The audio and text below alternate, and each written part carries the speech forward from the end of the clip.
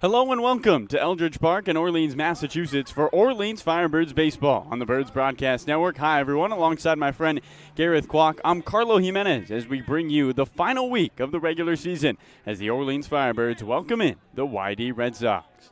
The YD Red Sox are in a similar position as the Firebirds, fighting to keep their season alive as they fell 2-8 to the Bourne Braves on Wednesday night. The Red Sox have added Brooks Lee back from Team USA, and him and Dominic Keegan are one of the best 1-2 punches on the Cape. YD will look to take down the Firebirds for the fourth time this season with a win tonight.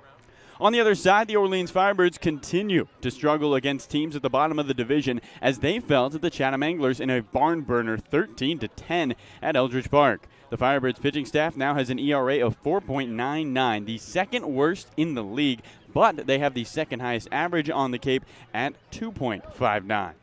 It's the final matchup of 2021 between the Orleans Firebirds and the YD Red Sox, and the Birds are looking for their first win of the summer against the Red Sox. Let's go to our sideline reporter, Noah Searson, with the Early Bird pregame show. Yeah, appreciate it, Carlos. So welcome into another edition of the Early Bird pregame show. Noah Searson here alongside Gareth Kwok.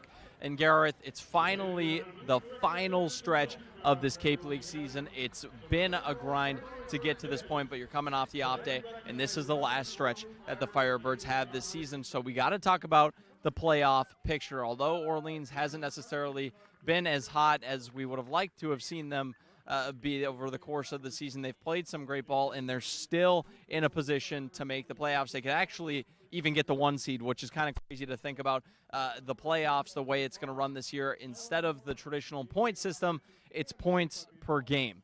So that kind of negates, the fact that these teams are playing a different amount of games based on cancellations, and that's what we're rolling with. But Gareth, if the Firebirds want to make the playoffs, it's going to be an uphill battle that starts with a win at YD tonight. Otherwise, they could be bounced from the playoff picture as soon as after tonight's game. Yeah, the most simple way to put it is if Harwich wins and Orleans loses, the Firebirds are out of playoff contention. So, simply put, you got to win the rest of the season here. Got to win out. And for the Firebirds, it's against an opponent that has given them a lot of trouble this season, the YD Red Sox. Not really sure what it is, and it seems like at least a couple of these games that should have gone the Firebirds' way, but no wins to show for it right now. 5 games in, they have lost 3 and have tied 2, and so for Orleans, it has to start tonight. Hayden Thomas going to be on the mound, redshirt Friday, and so pretty simple for Orleans. They got to win. You're going to be keeping an eye out for that Harwich game tonight as well as the next several games. But simple but, if Harwich wins and Orleans loses, Firebirds are out of the playoffs. Yeah, Firebirds fans are going to be cheering hard for the Harbor Hawks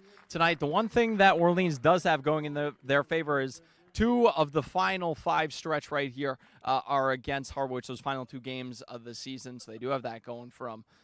But before that, you're going to have to most likely win out in this situation. And you mentioned, they've had their fits with YD this season. 2 of those losses coming out almost de facto walk-off, the one actual walk-off, and then the one game ends because of lack of lighting on the field. So this is a team they want to beat, haven't been able to beat them yet, and it's going to be a tough one because Dom Keegan and Brooks Lee, there might not be a better duo in the heart of the order on any team in the league. We've seen Brooks Lee earlier this season, haven't played him since June though, and haven't seen them together. And if you're Hayden Thomas, that's going to be a tough duo to battle. But if you're thinking about that, how do you attack them? Because the rest of the YD squad, very manageable as far as hitting and pitching alike.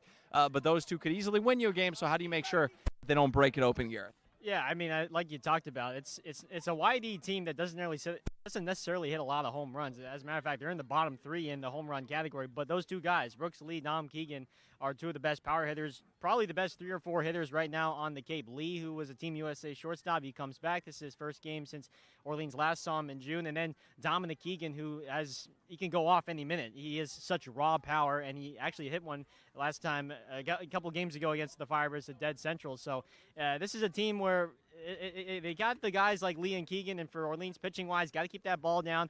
Looks like tonight the wind will be blowing in, so it looks like home runs will be a little bit tough for both sides, but got to keep the ball in the yard, got to keep the ball away from the gaps, and especially against those guys, because those guys are really the catalyst of that offense. Yeah, it's definitely a challenge, but one that Hayden Thomas is before. One of the few, I should rather say, all-stars off this Firebird squad. Maybe been the most consistent starting pitcher out of anybody. So it's really just about mixing it up, putting that fastball in there.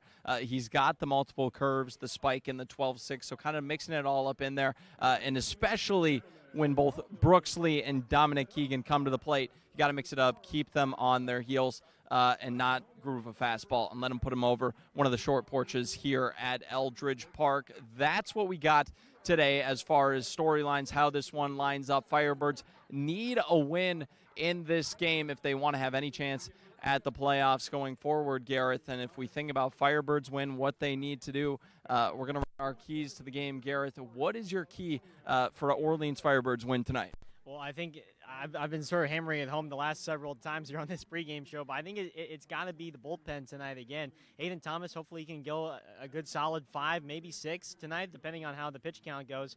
And then the bullpen, and we've seen it's been a little bit inconsistent, frankly enough, in that ERA for Orleans.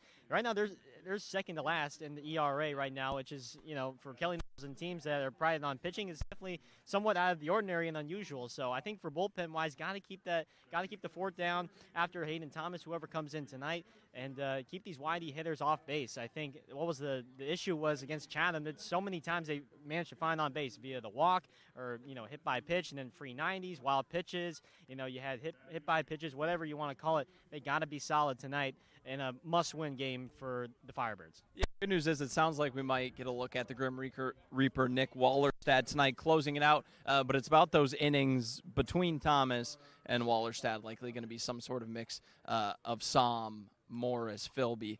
You got to get good innings out of them. That's a great key. My key to the game is going to be one that has set the Firebirds up for success all season long when they're able to achieve it, and that's get runs on the board early on. If you can get a run on the board first, second inning, you get all the momentum, and you kind of give the entire team some confidence. This is definitely a team that kind of lives or dies by how it's hitting. And when it's hitting well, the fielding comes with it, the pitching comes with it. It just gives an added boost in confidence. So, whether that was Chase the Lotter the other night against Chatham, didn't work out, but had that second inning home run, something like that gets the spirits up, or even gritting out runs, because as much as we've seen the long ball bring the team success, more sustained success has happened when you're able to get those base hits, steal some bags, and then, hit them home in those clutch situations. So regardless, innings 1, 2, and 3, first third of the game, you got to get something on the board to kick off the game, because then it's usually a catalyst for the rest of the offense, pitching, fielding. Those are our keys to the game tonight. Gareth, bullpen, very important in this one. I think you got to put runs on the board easy. I think if the Firebirds are able to achieve both of our keys, they got a great chance at knocking off YD for the first time all season and setting themselves up to still potentially secure that second playoff spot. But that's all we've got here on the Early Bird pregame show today. So for Gareth Kwok, I'm Noah Searson saying so long, and we'll send it back to Carlo for national anthem and then first pitch at 7. Carlo? Appreciate it, Noah. Always nice to have you and Gareth with our pregame inside a beautiful night here at Eldridge Park. The sun peeking out from the clouds and right, and it looks like we are going to have a clear day of baseball. Partly cloudy. Thought there'd be maybe a little drizzle earlier, but that looks like it has subsided. There was a very small one. None to be worried about, though.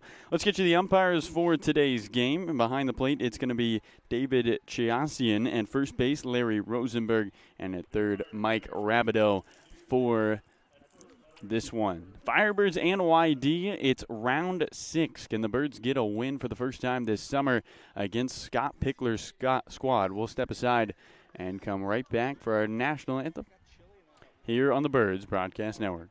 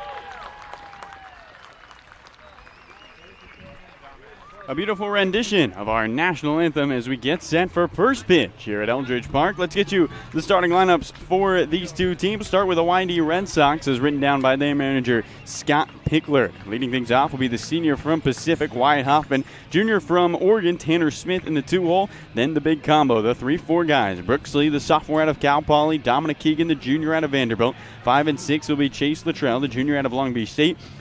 And then Cody Huff, the sophomore out of Stanford. The Stanford trend continues. Drew Bowser, the sophomore out of Stanford, will hit 7th. 8-9, Cade Hunter, the sophomore out of Virginia Tech. And the Tyler Williams, the junior out of Arkansas Little Brock, in the 9-hole. The defense for the Orleans Firebirds will start from left to right on the infield. Tyler Locklear at third, David Marcano at short. Peyton Chatinier will be at second base, and Trey Harmon back at first. In outfield from right to left, Jeff Costello in right, Mackenzie Rome center, and in left field, Luke Keischel. Justin McNiss behind the plate. He's putting down the signs, and he'll be catching one of the best pitchers in the Orleans Firebird staff. It's Hayden Thomas, a 2.45 ERA for Thomas in 22 innings pitched, but he has been terrific in his last 4 outings. 13 innings of work, just 2 runs allowed, good for a 1.38 ERA, and Thomas will try to continue that momentum into this one against the Red Sox. Firebirds in the Friday Reds today, Red Shirt Friday, honoring our troops who put themselves in harm's way to defend our freedom. And Orleans looking for a win against YD. The final matchup between these two teams of the summer, both of them on the edge of playoff contention. Harwich playing Hyannis today, and both these teams hoping for a loss there, because if Harwich were to win, this game is for the playoffs. The loser would be eliminated, Gareth, which means it is all on the line today. And what you're going to see from Hayden Thomas tonight is a fastball that'll run in the high 80s, low 90s. You'll get a lot of 89, 90s. You'll get a couple 91, 92s in there. He does have a really good curveball, slider, and a changeup. And likes to use that curve and changeup a lot. Mostly a 3-pitch guy, but he's been really tremendous so far for the Firebirds for this summer. And like you talked about, Carlo, they need a big start from him. Simple enough. If Harwich wins and Orleans loses tonight, the Firebirds are out of playoff contention. And so for the Firebirds, they just have to win, and it starts with the YD Red Sox tonight. Orleans in the red tops, Cape Cod across the chest, white numbers. YD in the white away unis. First pitch to the righty, Wyatt Hoffman, and he fouls one off down the right field line. We get started at 7 o'clock, just 15 seconds after 7. Can't get much more on time than that. Cloud cover earlier today, but the sun has peeked out. And it looks like another beautiful night of baseball here at Eldridge Park. 0-1 to Hoffman. Misses low and away, and the count 1 ball, 1 strike. Firebirds 0-3-2 in the 5 games against YD, including 2 heartbreaking losses, 1-1. Hoffman shows bunt, takes a strike on the outside. And the count 1 ball and 2 strikes to the senior out of Pacific. Firebirds were up 9-5 last time they played YD. In the bottom of the 6th inning, but might as well have been the bottom of the 9th because the sunlight was disappearing. 1-2. Misses low. Fastball can't find the zone. And the count 2 balls, 2 strikes. Firebirds would surrender 6 runs in the bottom of the 9th inning and lose 11-6. We would not play a 7th inning. Or 11-9, excuse me. 2-2 below the zone. Fastball downstairs. 3 balls and 2 strikes to Hoffman. The other heartbreaking loss came in the 9th inning at YD. Firebirds were up 8-7. Going into the bottom of the 9th, gave up 2 runs. Here's a 3-2. And Hoffman grounds one down the third baseline, foul. And both of those runs came in without a hit. So YD really, Gareth, has stolen 2 games from the Firebirds this summer. And the Birds would love one back tonight. Yeah, there have been 2 heartbreakers stolen from the Firebirds this summer from YD. 3-2. Downstairs, and Wyatt Hoffman is aboard with a walk. First batter of the game, it gets on the base paths, and up comes Tanner Smith. Top of the 1st inning, no score, Orleans and a YD. Just getting going here on the Birds Broadcast Network. Thanks so much for joining us as we begin the final week of play, week 6 of the summer on the Cape. Left-handed batter Smith looks towards the righty Hayden Thomas. Leading at first is Hoffman, the pitch, and a swing and a line drive foul. Down the left field line into the seats for a souvenir. No balls and 1 strike. The clouds look like they're out of a painting here with the sun rising and right. And a dark underside on the clouds. The wind is quiet, the flag in center still. And shadows engulfing the field. 0-1, no, a throw to first. And back is Hoffman. I mean, it is a picturesque night here at Eldridge Park. Lights have yet to turn on as we've just started. Doesn't get much prettier than this. 1 on, nobody out. YD and Orleans, top of the 1st inning. 0-1. Tanner Smith shows bunt, pulls it back, and takes a ball away. The count 1 ball and 1 strike. Tanner Smith currently on a 4-game hitting streak, 4 for his last 13, with a double and 5 RBIs during the streak. Picked up an RBI yesterday in the 8-2 loss to Bourne. 1-1. Runner goes, swinging a high fly ball into left center field. McKenzie sprinting over towards the wall, still looking up, and it's gone. That's a home run. Tanner Smith flies one into left, looked like a routine pop-up off the bat. Wyatt Hoffman came around third with a head-first sprint. The 3rd home run of the summer, and YD is a 2-0 lead. That ball just got out of here over left. McKenzie started with a jog, thought he would catch up to it, and it sneaks out of the park. And just like that, 2 batters through, and the Red Sox have a 2-0 lead. There's something about the Orleans Firebirds. Tanner Smith, all 3 of his home runs this summer have come against one team, and that's the Orleans Firebirds. So in stands Brooks Lee, the left-handed batter, swings at the first pitch, flies it into shallow center, going back to second baseman Chatagnier. On the backhand, he'll make the catch. The most dangerous batter in the lineup retired on 1 pitch. And now it's the other side of that powerful duo, Dominic Keegan. I mean, Garrett, that ball, even Wyatt Hoffman, who was at first, he came around third like there was going to be a play at the plate. And it just ends up over the fence. And the way Jared McKenzie was chasing after that baseball, it made it seem like that was going to be at least a double. First pitch to the righty, Keegan, he takes the ball away. And the count 1 ball and no strike. So YD with the 2-0 lead. Hayden Thomas, who had given up 2 runs in his last 4 outings, surrenders 2 runs before he gets an out. 1-0, misses off the outside. 2 balls and no strikes. Keegan hitting an even 300 in his 40 at-bats. 5 home runs, 8 RBIs for him. Was drafted in the 11th round, 2-0. Low. 3 balls and no strikes from Hayden Thomas to Keegan. Dominic said, you know what, I want to take my chance. Another go-around with Vanderbilt. See if he can jump up to a top 5 round draft pick. 3-0 is a strike that paints the outside edge. 3 balls and 1 strike. Had a 2-home run game against Harwich about a week ago. The 3-1. And he swings and lifts one into right center field. Going over the right fielder Costello. Still coming in on the jog. He makes the catch. And Keegan is retired. So Lee and Keegan both pop up. Tanner Smith, like you mentioned, Gareth, his 3rd home run of the summer, his 3rd against the Firebirds. And in stands Chase Luttrell. It's kind of like Tyler Locklear on the other side against this YD team. 8 RBIs against him with a pair of home runs. Locklear on the summer has got 27 RBIs. First pitch to the lefty, and he swings and misses. No balls and 1 strike to Chase Luttrell. And for Hayden Thomas now, he's given up 8 earned runs this summer, and 7 of them have come in the first inning. It has been the inning Hayden Thomas does not like to pitch in. 0-1 is a strike on the inside. No balls and 2 strikes. I mean, you see it. He walks the first batter, gives up the home run, and then Lee and Keegan come up. Somebody you and Noah were talking about, maybe the best 1-2 punch on the Cape, and he sits them both down. It's just something about those first couple of guys. 0-2. Swing and a miss. And that will do it for Chase Luttrell. A walk to Hoffman, a 2-run home run by Tanner Smith, and then YD goes down in order. But it's 2-0 Red Sox. We're through a half inning here at Eldridge Park. We'll go to the bottom of the first inning as YD has a lead early over Orleans.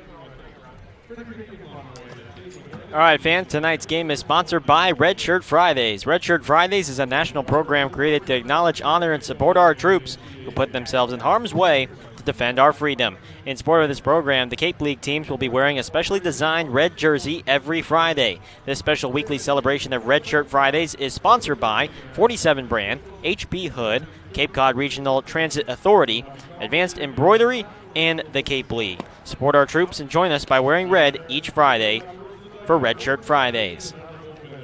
Tonight's game is also sponsored by Mosquito Marys. The Cape Cod Baseball League would like to welcome our new sponsor, Mosquito Marys, a locally owned, family-operated business that provides all-natural mosquito and tick control services. Call 866-ASK-MARY or go to mosquitomarys.com. Mention the Cape Cod Baseball League and get your first treatment for only $29. Appreciate it, Gareth. The master PSA reader, Gareth Kwok.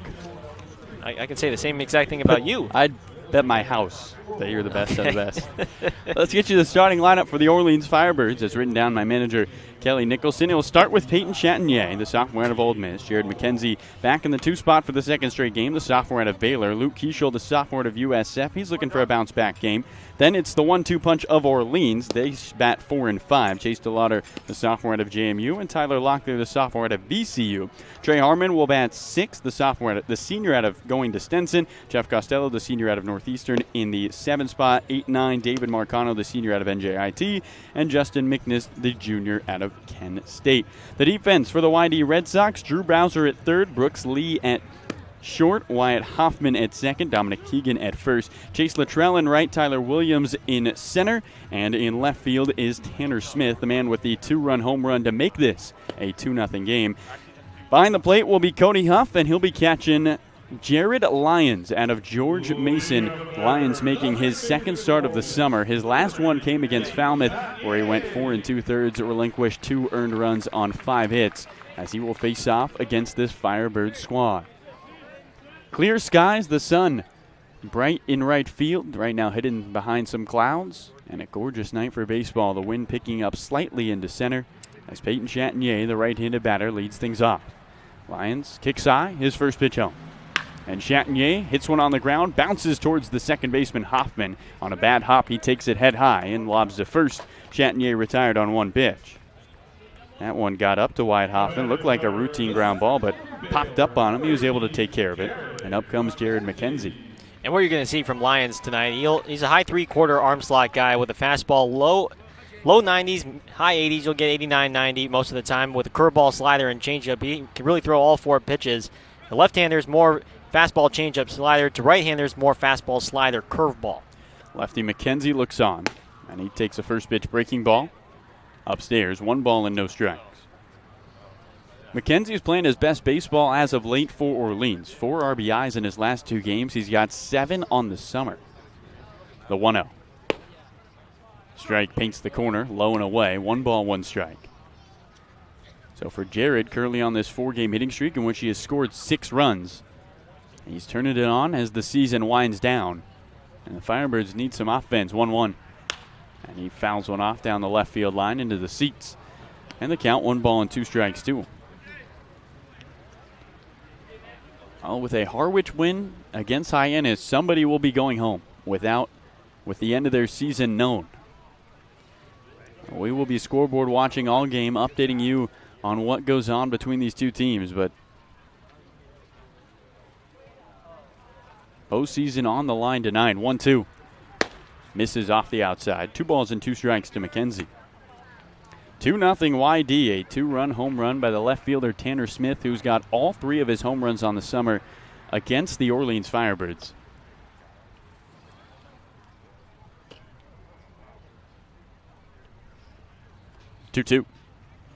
And a swing and a slicing fly ball down the left field line. Smith going over into foul territory. He reaches up and makes the catch. McKenzie flies out to the left of the chalk down the third base line. Got to check that on that Chatham versus Harwich, not Hyannis, excuse me. Is that one over at Veterans? It's at White House Field, and as a matter of fact, the Anglers are leading 2-0 in the bottom of the second. We'll have a more formal Cape League scoreboard update for you as the game progresses, but so far 2-0 Anglers. They're in the bottom of the second from Harwich. Right in a batter, Luke Kieshel looks in, and he takes a breaking ball on the outside for a strike. No balls and 1 strike to him. Sun has peeked out from behind the clouds. It is right in the face of the batter, Luke Kieshel. Right into batter, looking towards that sun, setting down the right field line. 0-1. Big breaking ball, misses high. 1 ball, 1 strike. Meanwhile, the pitcher, Jared Lyons, he's in the shade. In fact, there's shade pretty much all the way until the dirt. And then the ball at the last second into the sun. But, Gareth, you'd imagine by then batters have decided if they're going to swing or not. 1-1. Low. 92 on the fastball. 2 balls and a strike. Kieshel coming off an 0-for-6 game last time out. His first 0-for-6 game of the summer. His average went from 424 to 385. 2-1. Upstairs. 3 balls and a strike. Luke, who was on an 8-game multi-hit game streak and an 11-game hitting streak, which is now second on the summer of anybody in the Cape. Kyle Ball extended his to 12 of Hyannis last night. 3-1. And Kieshel swings and cranks one into right center field, going back to center fielder Williams, and he'll jog and make the catch. That will do it for the bottom of the first. Firebirds go in order. We will head to the second inning. It is 2-0 YD over Orleans. All right, fans, on tonight's Orleans Firebirds Alumni Spotlight, we are highlighting 2 Firebirds, as a matter of fact, from today's USA versus Israel opening round matchup in the 2020 Tokyo Olympics. 2016 Firebird Joe Ryan out of Cal State Northridge got the start for Team USA today, and he pitched 6 innings of 1-run ball with 6 strikeouts to earn the win for the United States, 8-1 the final over Israel. Israel's only run scored was off the bat of Danny Valencia, who played for Orleans in 2006 for the Orleans Cardinals. These 2 guys representing Orleans in the 2020 Tokyo Olympics, and that's tonight's Orleans Firebirds Alumni Spotlight. How neat is that? That's got to be the best spotlight we've had all summer. I mean, it doesn't get much better than that. One guy pitches 6 scoreless. The 1 run he gives up, well, it was to a former Firebird. That's pretty fantastic. Well, we were watching it this morning. We were. Well, our beat writer, Cole Bradley, he's got to be the biggest baseball Team USA fan ever. We saw Joe Ryan doing his thing on the mound, and we did actually see Danny Valencia hammer that ball over the left field. It's like a 20-foot high fence over there in Tokyo at the Olympics. That stadium is like which you see a lot with those Asian countries in their ballparks, but it's like a 25-foot high wall, and it's circular. It's like a cookie cutter, and so it's hard to get that ball over the wall. But Danny Valencia, 2006 Orleans Cardinal, nevertheless, not even a Firebird. That goes way back. and had a stint in the MLB with the Twins and the A's, Royals, and there he is. He hit a home run for Team Israel. 8-1 the final. USA wins it. Right-handed batter Cody Huff begins the top of the second inning. 2-0 YD over Orleans. First pitch misses inside. Fastball, 1 ball and no strikes to Huff. Well, Tanner Smith's home run, Garrett, that he hit out of here definitely would have not been a home run at Tokyo with those 20-foot high walls. And the 1-0 off the outside. 2 balls and no strikes to Huff. It will be Huff, Bowser, Hunter. 6, 7, 8 for the YD Red Sox. Here against Hayden Thomas. 2-0. Strike paints the outside edge. 2 balls and 1 strike. 2 runs in the first inning, and YD continuing the trend against Hayden Thomas. Thomas has given up 7 of his 8 runs this season in the first. 2-1. And is swinging a high fly ball into the left. This one will hang in the park for the left fielder, Keischel. He's on the jog, and he makes the catch. And Luke Keischel, who's playing his first summer where he's playing consistently in left field, has looked pretty good out there, Gareth, for the Firebirds. Yeah, and I think one of the things that he told us post-game and how much he has enjoyed being a versatile guy and really, increasing his versatility out on the field. Not just playing infield, he was traditionally a shortstop, but also anywhere on the outfield. First pitch to the right-handed batter, Drew Bowser, and a swing and a miss. And the count, no balls and 1 strike to him. Drew Bowser's picked it up for YD. He just had 3 hits through his first 10 games, was really struggling for the Red Sox. 0-1. Swinging a sharply hit ground ball to short, backhanded by the shortstop Marcano. From deep in the dirt, he'll set his feet, fire to first. The big 6'4" frame of Trey Harmon takes the head-high catch, and down goes Bowser. Bowser, though, 9 hits in his last 11 games, so he's picked it up. Average over to 211.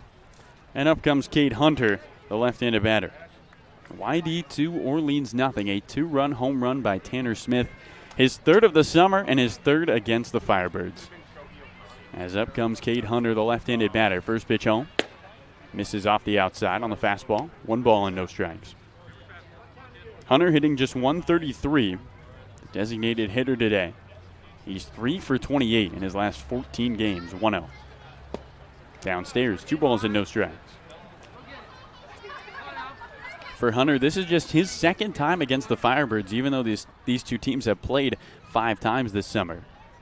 He has not seen a lot of Orleans. 2-0. Up and away.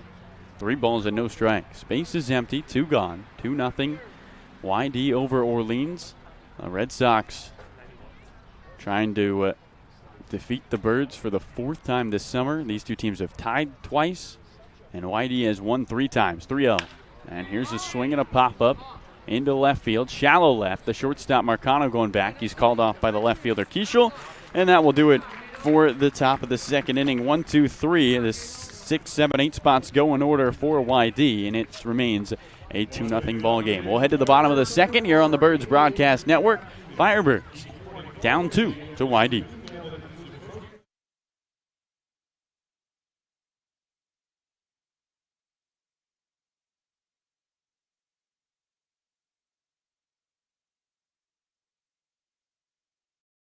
Hi, I'm Steve Anzoni, owner of Fairway Financial and Cape Cod's Retirement Income Specialist. If you want to hit a home run with your retirement income plan, schedule a time to meet with me today. Get more details at fairwayfinancial.net. That's fairwayfinancial.net.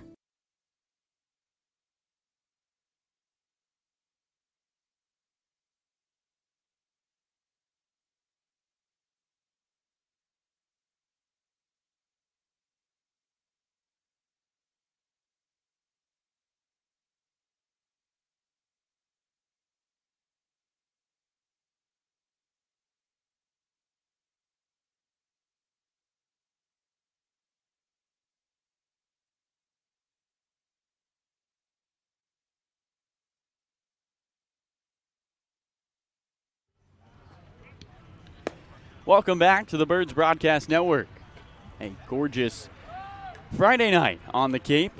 What hopefully is not the final Friday of the season for the Orleans Firebirds, but they need a win today to keep their playoff hopes alive.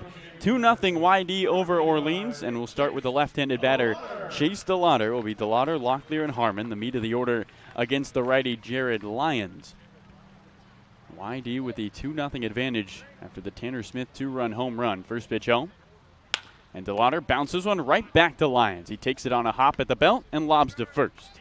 One pitch, and the most dangerous hitter in the Orleans Firebirds lineup, Chase DeLauder, is retired. So in stands Tyler Locklear, who, like Tanner Smith, has enjoyed playing YD. These two teams, when they play each other, it's a Tanner Smith-Tyler Locklear show. For Locklear has 8 of his 27 RBIs on the summer against YD. First pitch to the righty, and he's swinging away and bounces it down the third base line over the head of Jamie Quinn, and foul. And the count, no balls and 1 strike. Locklear with a grand slam the first time these two teams played. He had a home run and a double last time they played for 4 RBIs. 0-1. And he bounces one down the first baseline, foul. So Locklear goes to the left of the chalk, then to the right of the chalk, and he's in the hole, no balls and 2 strikes. Cape leader in home runs with his teammate Chase DeLauder, and the Cape leader in RBIs at 27. He has been terrific, Gareth. And, you know, if Tyler didn't have that stretch early of the season where he went 1 for 17, he's probably in the MVP conversation. 0-2. And he swings and lines one into left center field, a base hit. Tyler Locklear's success against the YD Red Sox continues as he is aboard with a single. And up comes Trey Harmon, the future Stetson Hatter. I mean, you look at DeLauder's stats, and besides the average, everything else has been terrific. And it's really that one stretch and where he had 8 games where he struggled that holds him back. 2-0 YD. 1 out, bottom of the second inning, and a runner at first for the right-handed batter, Harmon. First pitch from Lyons. Big breaking ball, misses away. And the count, 1 ball and no strikes. Harmon's currently on a 5-game hitting streak, hitting .388 with a home run and 5 RBIs. He's 7 for 18 in the hitting streak. 1-0 from Lyons. Downstairs, 2 balls and no strikes to Harmon. The sun peeking out from the clouds down the right field line. Clear skies. Wind blowing slightly in. Shadows scattered across the field here at Eldridge Park. Lions 2-up. And Harmon fouls one off down the right field line onto the hill. A sea of lawn chairs covering up the hill here at Eldridge Park. A picturesque night and a beautiful Friday night for baseball. Firebirds hoping it won't be their last. Locklear at first, 2-1. That one skips over the head of the catcher, Huff, and on to second goes Tyler Locklear. A ball downstairs that just popped over Cody Huff's head. One of the best defensive catchers on the Cape. And Tyler Locklear in scoring position, and the Firebirds a chance to slice into the 2-0 YD advantage.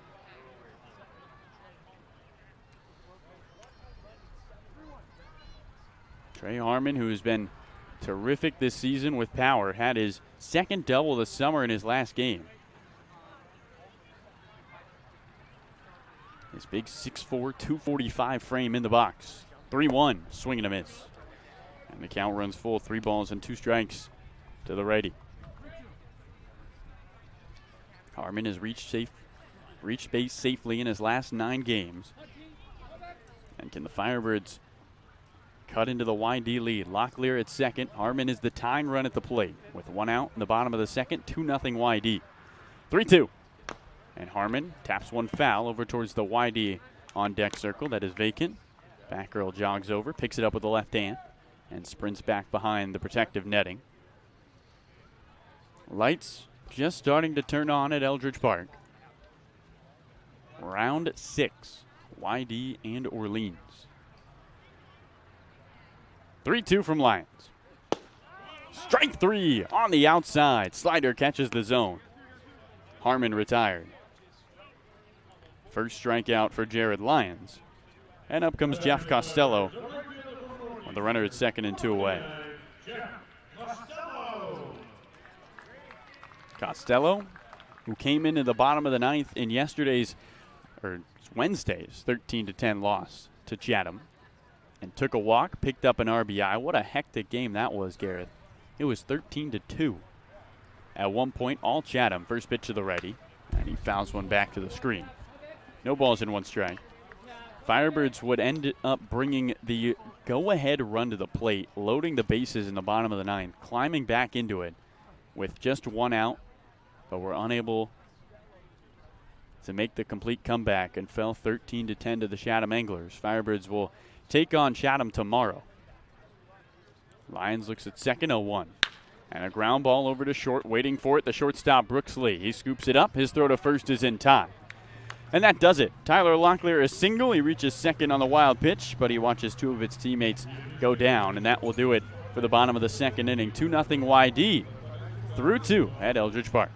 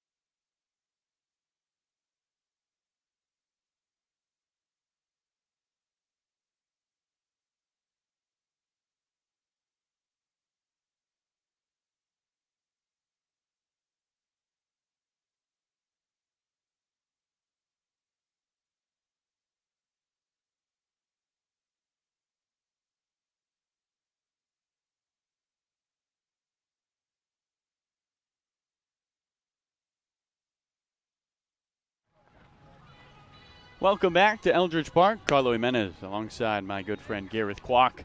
Top of the 3rd inning, and it is a 2-0 YD lead. It will start with Tyler Williams for the visiting Red Sox, and then the top of the lineup in Wyatt Hoffman and Tanner Smith.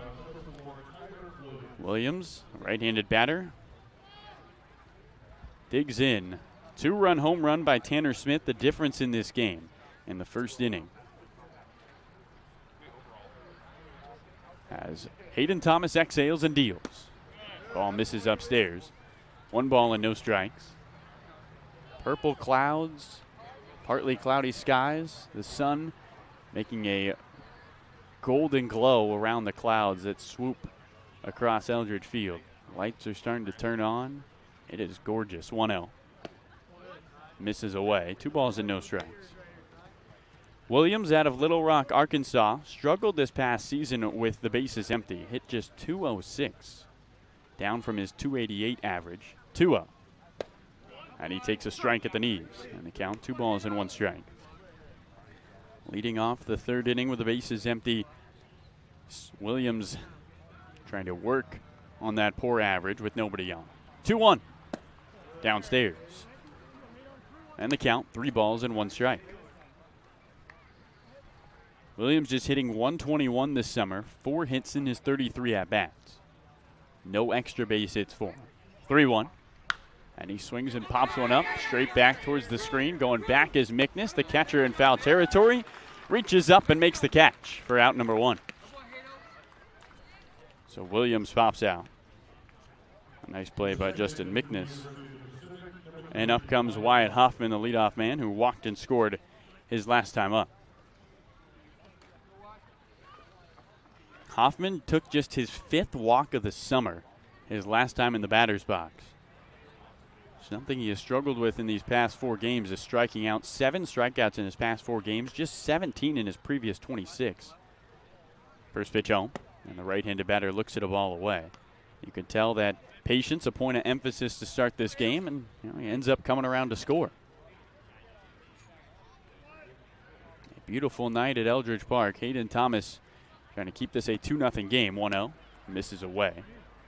2 balls and no strikes. YD on top of Orleans, looking for their 4th win of the summer against the Firebirds. 2-0. And a hard hit ball down the 3rd baseline that is foul.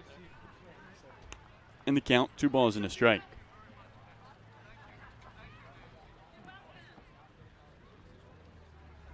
Hoffman, a senior at Pacific, the son of Hall of Famer Trevor Hoffman. 2-1, and he ropes one softly right at the third baseman Locklear, who leaps and makes the head-high catch, and there's 2 away. Tyler Locklear didn't really need the leap there, but threw it in. You know, he got down like he was about to do a box squat or box jump, right? Or like he was about to test his skills at the NFL Combine. Those workouts with Alex Simone where he's been deadlifting and then jumping. You see those guys with 2 plates do that, which is just ridiculous. Here's the lefty Tanner Smith. He shows bunt, bunts it foul down the third base line. 2 outs, base is empty. YD 2, Orleans nothing. No balls and 1 strike to Smith here in the top of the third, but you know, you see Alex puts them through grueling workouts. The fact that you can have 225 pounds on a T-bar, squat and then jump with it, I don't understand. And then come play a baseball game. Tyler's showing off the hops. No balls and 1 strike to Tanner Smith, who had his 3rd home run of the summer and his 3rd home run against Orleans his last time up, 0-1. And he takes strike 2 on the inside. No balls and 2 strikes. It's a good changeup there from Hayden Thomas. The early lead, thanks to the junior from Oregon, as he stares down Thomas. 0-2. And he swings and fouls one over Route 28. And the count holds. No balls and 2 strikes. Smith's home run, just a fly ball into left, or at least that's what we thought. Jared McKenzie started over with the jog, and Wyatt Hoffman, who was rounding third, was sprinting home like he was trying to win the Olympic 100. 0-2. Swing and a miss at a high fastball. Tanner Smith retired. And that does it for the 3rd inning. 1-2-3 go the Red Sox. Thomas, since giving up the home run to Tanner Smith, has retired 9 in a row. If you didn't hear me, it was 9 in a row that Hayden Thomas has retired. We'll head to the bottom of the 3rd inning. It's noisy, and the Firebirds trying to make some noise, down 2-0 at Eldridge Park. All right, fans, let's do our first Around the Cape League score update. And let's start from Lowell Park at Cotuit. It's the Wareham Gatemen taking on the Cotuit Cavaliers, and the Cavaliers are leading 7-5 in the bottom of the 8th. From Dorn Park in Bourne, in a matchup between 2 of the best teams right now in the league, the Brewster Whitecaps and the Bourne Braves. It's the Bourne Braves who lead 2-1 over Brewster. They are in the top of the 6th. From McKeon Park in Hyannis, the Falmouth Commodores leading 7-3 over Hyannis. They are in the bottom of the 4th. And then the matchup that all Orleans fans will be keeping an eye out for, the Chatham Anglers at the Harwich Mariners, live from White House Field. And right now it's the Anglers who lead 4-1 over the Mariners. They are in the top of the 4th. And just to serve as a friendly reminder, if Harwich wins and Orleans loses tonight, the Firebirds are eliminated from playoff contention. That's scary. It's not so much a friendly reminder, Garrett. That's a scary reminder. I mean, I'm just trying to offer in a polite way, in a very kind manner. But yes, it is a little bit concerning. But right now, Anglers leading by 3 over Harwich, and we'll continue to update the fans out there as the game progresses. Right-handed batter David Marcano to begin the bottom of the 3rd inning. Jared Lyons kicks and deals home, and Marcano takes a strike at the knees. 2-0 YD. No balls and 1 strike to Marcano. A 2-run home run by Tanner Smith, and that's why YD has the lead. 0-1. At the top of the zone for strike 2. Quickly, no balls and 2 strikes to the senior out of NJIT.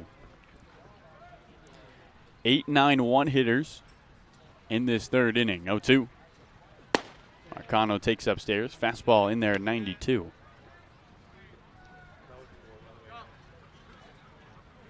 A beautiful night for baseball. Clouds covering Eldridge Park.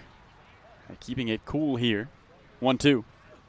Marcano takes away, and he works 0-2 to 2-2. 2 balls and 2 strikes. The lights starting to turn on.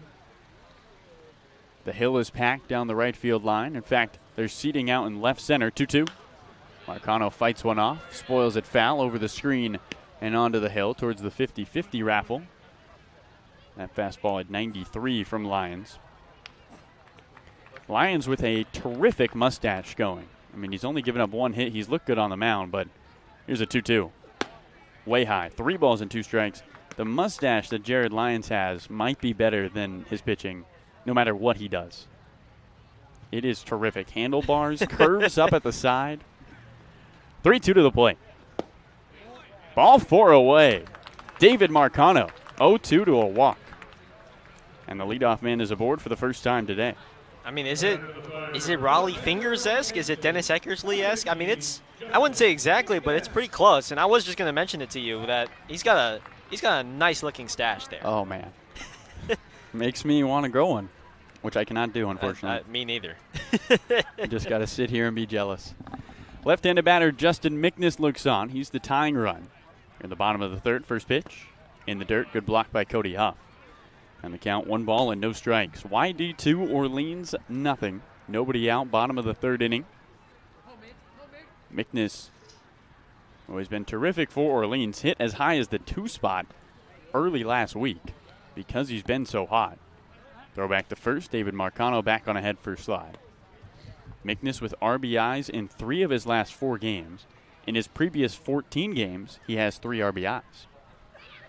And that kind of tells the story there. He has been great in clutch situations for the Birds. 1-0. Breaking ball finds the zone. 1 ball, 1 strike to the catcher out of Du Bois, Pennsylvania. Mickness with a great eye. In fact, he's taken a walk in his last 8 games. He's going to make Jared Lyons work for it here. Lyons peeks over his shoulder towards Marcano leading at first, and time is called, says home plate umpire David Chiasson.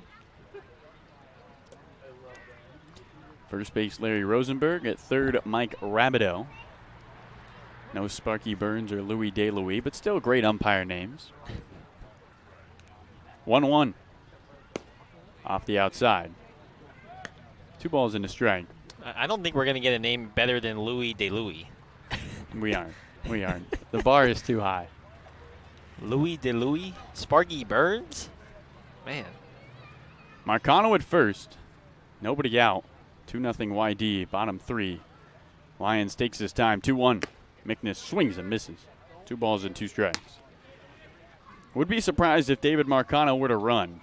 Cody Huff has thrown out 9 of the 16 base stealers this summer, the best on the Cape. Second to him is the guy who's got the day off for the Firebirds, Garrett Guillemette, who's thrown out 6 base runners on the summer. The 2 Pac-12 catchers leading the way. 2-2. Strike 3 at the knees. Down looking goes Justin Mickness. Second strikeout for Jared Lyons. And up comes Peyton Chatinier with 1 on and 1 out. Yeah, Lyons right now, that fastball sitting around 90-91. I mean, it almost looks faster than that, just given how hard he throws and how much power he puts into his throw, into his pitch. Right-handed batter Peyton Chatinier looks towards Lyons. First pitch home. He shows bunt, pulls it back, takes a strike. Breaking ball in there. No balls and 1 strike to him. Chatinier took the first pitch, something he didn't do in his first at-bat. Swung away and bounced it to second towards Wyatt Hoffman. David Marcano at first, a throw that way. He's back on a head-first slide. After his walk to lead off the inning, Firebirds trailing 2-0 on this Friday night at Eldridge Park. And a packed crowd trying to savor the last few games of the regular season. 0-1. Swing and a miss. Boy, a big-time curveball has Peyton Chatinier way out in front. And it's no balls and 2 strikes to him. I mean, that broke from his belt to his ankles. Yeah, big 12-6 movement there from Lyons. Marcano inches forward towards second. Lyons looks that way, comes set at the belt. Eyes Peyton Chatinier. The pitch. It's a pitch out, 0-2 off the outside. And the count, 1 ball and 2 strikes. Mentioned it earlier, Cody Huff, one of the better catchers on the Cape.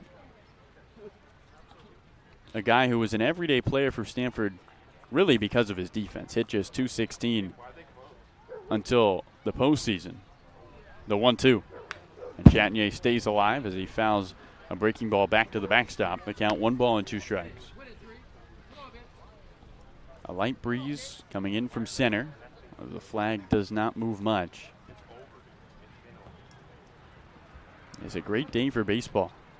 And the Firebirds looking to put smiles on the fans here at Eldridge Park. 1-2. Misses high. 2 balls and 2 strikes to Chatagnier. Peyton had his 7th multi-hit game of the summer against Chatham. Scored a run, picked up a pair of RBIs. Against YD this season, just 2 for 10. 2-2. Way upstairs. Chatagnier leans back, drops to his knee. His helmet almost pops off as he exhales as that ball came in, and now he's going to step out with 1 foot in the box and 1 out, restrap those Old Miss gloves and dig back in. Chatagnier, one of the guys on the teams who wears their college batting gloves instead of the HDMH ones. Jared McKenzie, who's on deck, does the same with Baylor. Payoff pitch with Marcano at first. He's off and running. And a swing and a miss. Throw down from Cody Huff. Not in time. So Marcano steals second. Third strikeout for Jared Lyons. First one swinging. And up comes Jared McKenzie. Second straight inning, the Firebirds have a runner in scoring position. Can they bring him home? Marcano doing something that not a lot of people have done off Cody Huff, and that's steal a base, showing off his speed. And the left-handed batter McKenzie looks on. 2 outs, 2-0 YD, bottom 3. Runner at second, the first pitch home. McKenzie takes a fastball high. 91 on that heater. And the count 1 ball and no strikes. The final matchup of the regular season between these two teams. Firebirds looking to get one against Scott Pickler as the curse continues for Kelly Nicholson. 1-0. And a swing and a line drive up the middle into center field, a base hit. Rounding third on his way home is David Marcano. He's in without a throw. And Jared McKenzie picks up an RBI. It's 2-1. Orleans slices into the YD lead. At that time, McKenzie got a hanging breaking ball over the middle of the plate and lines it right back up where it came from. Marcano with a 2-out lead. He's going to score. And Orleans responding after the early punch from Tanner Smith. 2-1 now the score. McKenzie, 3 straight games with an RBI. He's been on a tear for the Firebirds. Right-handed batter Luke Kiesel looks on. First pitch from Lyons. Big breaking ball misses away. 1 ball and no strikes. And in stands another guy who's been on a tear. An 11-game hitting streak coming to an end yet on Wednesday night. Trying to start a new one here today, hitting .385 on the summer. McKenzie with his lead at first. 1-0 from Lyons. Off the outside. 2 balls and no strikes to Luke Kiesel. 2-1, YD over Orleans. Bottom of the second inning. Bottom of the third inning. 2 outs. And the tying run at first, the go-ahead at the plate. 2-0 to Kiesel. And he swings and fouls one off, back behind the hill. People sitting out in the bullpen, out in left field towards the playground. The hill packed with lawn chairs, people setting up. Early this morning, we saw some people, Gareth, just leave their chairs after Wednesday's game. And just be like, I'll be back here on Friday after the day off. 2-1 to Kiesel. And he swings and grounds one towards the shortstop Brooks Lee on the backhand, flips it to second base as Wyatt Hoffman is there for the out. 1 hit, it's an RBI by Jared McKenzie, and the Firebirds have made it a 1-run game through 3. Let's go to our sideline reporter, Noah Searson. Noah, what do you got for us? Yeah, I appreciate it, Carlos. So one of the cooler additions for this Firebird squad this summer has been the new jerseys donated by Marcus Stroman, HDMH. Definitely some of the coolest jerseys on the Cape, but that's not the case tonight. You see the Friday Reds, one of the best traditions in all of the Cape League. It started in the mid-2000s. It's been something to signify, you know, the Cape League and the broader area's support of the troops, but it really started a bit of a movement. I talked to Miss Sue, the GM of the Orleans Firebirds, and she told me that, you know, its popularity amongst the fans and even local businesses really can't be understated. Businesses like the local Cape Cod 5 and some of the other surrounding restaurants began to wear red to signify their support on Fridays as well. And really, it has not only become a thing for the players on the field, but also the local community to support our troops. So it's really something that's awesome. And even though they're a little bit retro, definitely a mid-2000s look on the field compared to the one Stroh designed, it's one of the many cool, very, very cool legacies that you see year in and year out on the Cape, and one that really won't be going anywhere soon, guys.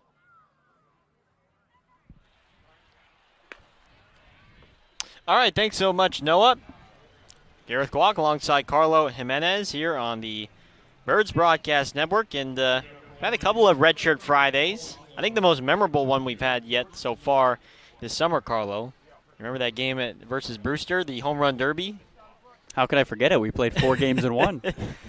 19-6 back in sort of the beginning, right in between the June and July part of the calendar. 19-6, 7 home runs from the Firebirds as Hayden Thomas deals the first pitch ball to Brooks Lee as we begin the top of the 4th year from Orleans. 2-1 YD. Craziest part about that game is there was a game that had more runs. I mean, we had 25 runs, and we were like, there's no way anybody tops this all summer. And Harwich and Hyannis said, hang on. 1-0 pitch. Lee tops one over to first. Trey Harmon fills it off to his left. Underhand toss to first with Thomas covering in time. And there's one away. As the Cal Poly San Luis Obispo shortstop grounds out to first. Well, anytime you can retire Brooks Lee to begin an inning, that's a good start. That's 10 in a row now by Hayden Thomas. And so the theme with Hayden Thomas has really just been that first inning. For whatever reason, he just can't seem to get out of the first inning unscathed. 2-run home run from Tanner Smith has given YD a 1-run lead. And the first pitch to Dominic Keegan, the Vanderbilt first baseman, is up high and in for ball 1. We have felt a couple of drops of rain in between innings, but nothing major yet. 1-0. Curveball just a bit high. 2-0. As the sun now setting beyond Nauset Regional Middle School down the right field line. It's now a very beautiful pinkish, purplish color along that right field side. 2-0. Keegan takes a fastball at 88 miles an hour right down the pipe. 2-1. This has got to be the most gorgeous night we've ever had. The clouds have been, as even though they look ominous, they look pretty cool, I got to say. 2-1. And a fastball that just misses low on the way. 3-1. I mean, the tree down the left field line looks like it's made out of gold, and the clouds are purple. It's gorgeous. 3-1. And a changeup in the dirt for ball 4. And so Hayden Thomas, who had set down 10 in a row, now gives up a 1-out walk to Dominic Keegan. Second walk of the game for Hayden Thomas, and here comes now Chase Luttrell, the right fielder from Long Beach State. Well, there's only a couple more home games left in this summer. Next home game will be Sunday when Orleans takes on the Chatham Anglers. First pitch to Luttrell is a fly ball, shallow hit into left field. Keishel coming on in, sliding in, and he makes the catch to rob Luttrell of a blue pit. Keishel broke back initially, then realized I got to come sprinting full steam to make the catch, and he just does with his good speed. He puts it away, and there's 2 down now for Cody Huff. And he's still learning that left field position, but his speed and his athleticism a couple times this season have saved him on maybe a wrong first step, which is why you put him out there. The Stanford catcher Huff digs in. First pitch takes a fastball on the outside corner for strike 1. 0-1 to the Stanford catcher Huff, who flew out to left in his first at-bat back in the second. So Chatham at home on Sunday, and then Harwich at home on next Monday, as that one skips away from Justin McNisson to the backstop. Over to second goes Dominic Keegan. A slider that completely lost Hayden Thomas. No chance for Justin McNiss to dig that one out, so it's a ball and a strike. And the runner at second with 2 down. So next Monday, when Orleans hosts Harwich, that will be the final home game of the season before Orleans will finish off the summer with 2 on the road. 1-1 pitch. Huff rolls one over to third. Locklear fields it. Quick release to first is in time. And the side is retired. Thomas works his way out of the 1-out walk, and that's now 3 shutout innings since the 2-run first. And he has pitched so far in this one. Let's head now to the bottom of the 4th. It's YD 2, Orleans 1 here on the Birds Broadcast Network.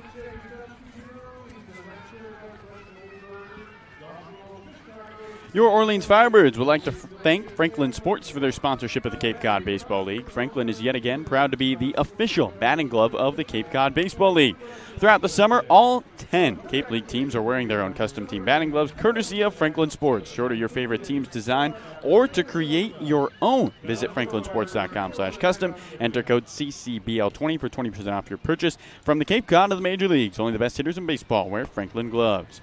Whether it's life insurance to safeguard your loved ones, an umbrella policy to protect your teen driver, or making sure your home is covered from storm damage, Rogers Gray is there to guide you. Insurance is more than just a box to check. Trust Rogers Gray, a proud sponsor of the Cape Cod Baseball League. All right, thanks so much, Carlo Jimenez.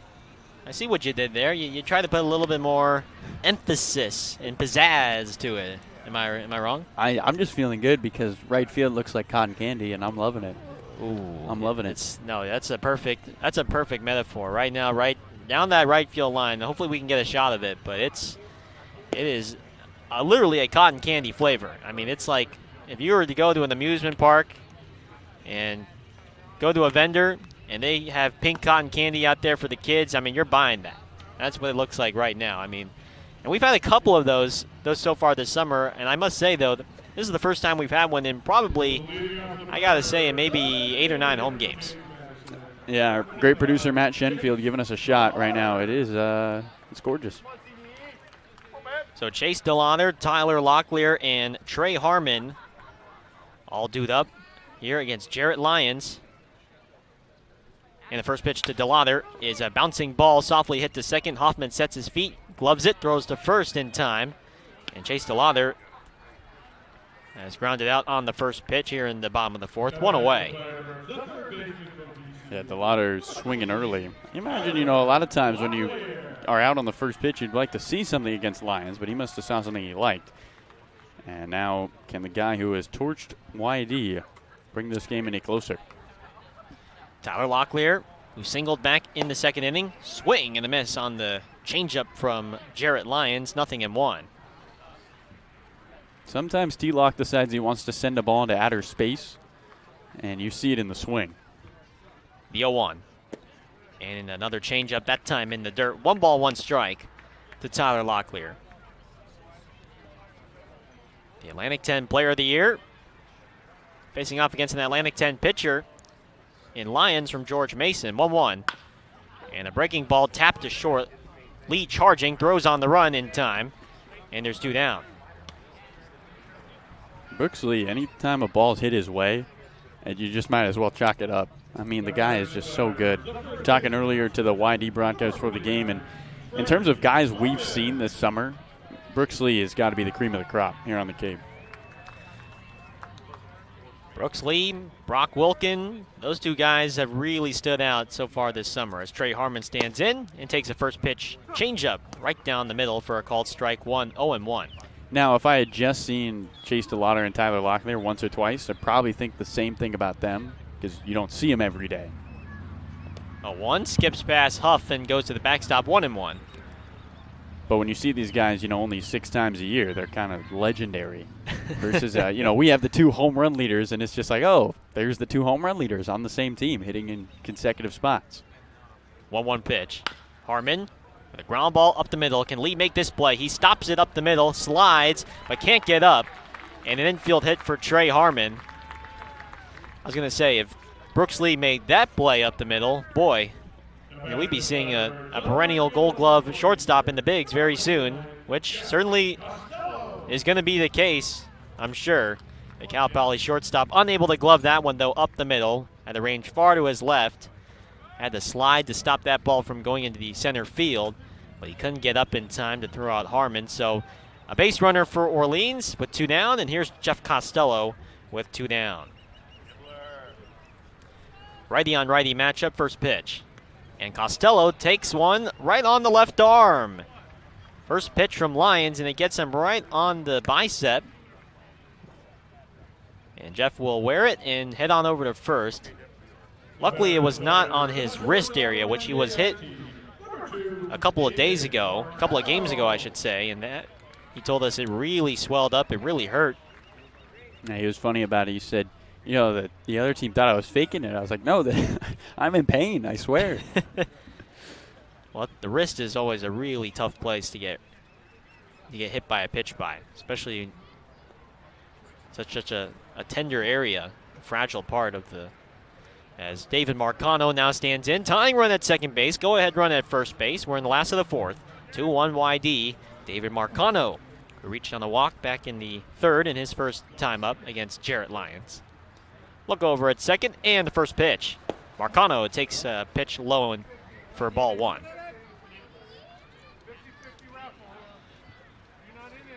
David Marcano with hits in his last 3 games. Just 2 runs batted in on the summer for the NJIT shortstop. 1-0. Fastball low. 2 balls, no strikes. And Cody Huff will call for time and jog out to talk with his pitcher, Jarrett Lyons. Yeah, Lyons has been pretty good so far. I mean, the one hit to Locklear before this inning and then the RBI single by McKenzie. But besides that, it has not looked very hard for him. And he's not had a lot of long at-bats against players so far today, Gary.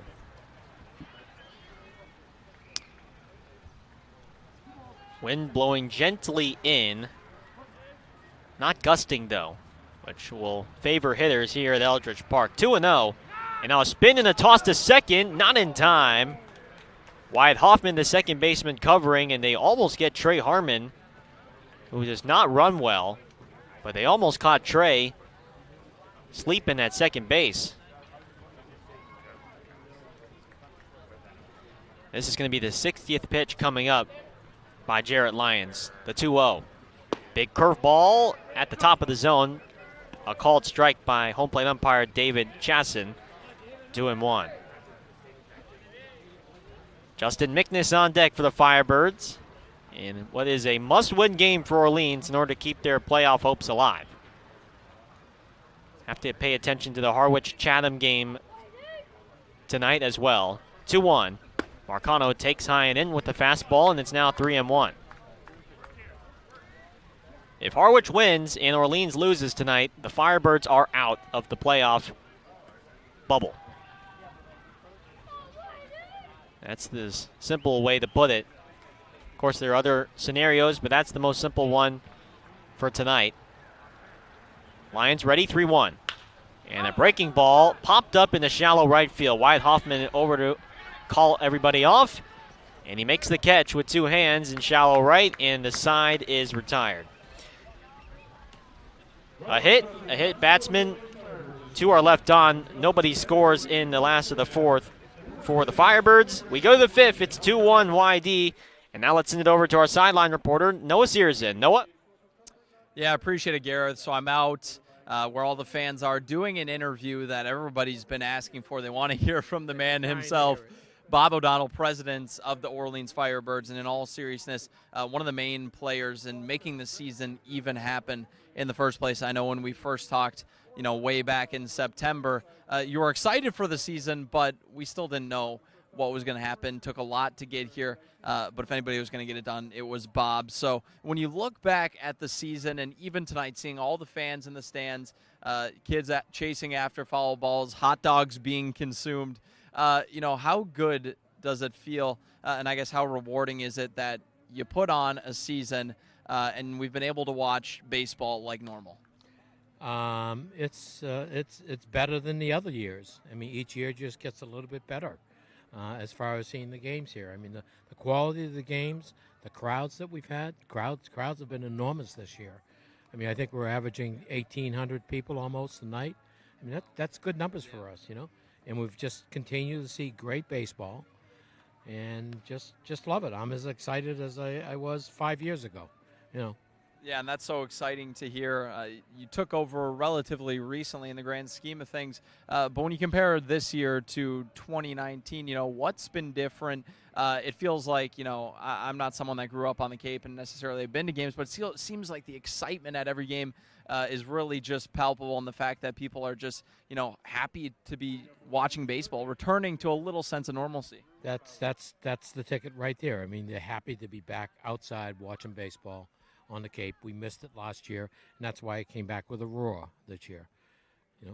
And, I got to ask, and maybe there are some plans under the wraps too, but looking into the future, are there any future plans for the team or organization that you have specifically, that you can almost tease us on as far as anything new the Firebirds will be doing in the future? Try to replicate the type of interns that we have this year. Oh, wow. and bring them back in another year. Yeah, that's this was the greatest crew. Oh, wow. I tickle me pink, Bob. It's exactly like your shirt, absolutely flattering us. But in all seriousness, Bob O'Donnell, one of the main guys making this season happen. Thank you so much for your work all season. And I'll let you go. Enjoy the rest of the game and all your snacks and everything. Guys, I'll send it back to you, two spectacular play-by-play broadcast interns, if I do say so myself, back in the booth. Okay, be good. All right, thanks so much, Noah. Great play by Trey Harmon to rob Drew Bowser, the number 7 hitter, of a base hit. It's Bowser, Hunter, and Williams. Kate Hunter, left-handed hitter, with 1 out, nobody on. Hayden Thomas out for his 5th inning. First pitch is up high. Is that I guess the official qualifying offer that he's offering us here? I'll take it. I might have to take it as well. 1-0 pitch.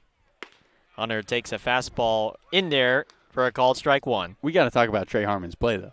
I mean, that man to his right on a backhand, sliding to his right, and gets it to Hayden Thomas. That is impressive. 1 ball, 1 strike. Hunter with a big chopper to short. Marcano plays it on the high hop. Gets rid of it quickly. Throw the first. The stretch by Harmon. Got him. Nice play by the NJIT shortstop, David Marcano. 2 down. And Marcano started forward and then stepped back on that ball, so he knew he had to get rid of it quickly with the speed of Hunter. And David looks like maybe the answer to the Firebirds' needs every day at shortstop. So here's the right-handed bat of Tyler Williams from the University of Arkansas Little Rock. And he takes a first pitch fastball on the outside corner, strike 1. And we got to say that Bob's been super supportive of us and always been listening in and giving us feedback, which we just appreciate so much. Williams takes a pitch low in the dirt for ball 1. 1 ball, 1 strike. Oh, yeah, we couldn't ask for a better guy to lead us in Bob O'Donnell. He has been terrific day in and day out, so supportive. 1-1, big curveball right down the middle, strike 2, 1-2. I mean, even earlier in the year, Noah Searson had an idea of going deep-sea fishing with the guys, and Bob was like, I'll see what I can do. Let me reach out to my contacts. There's not a lot of bosses like that.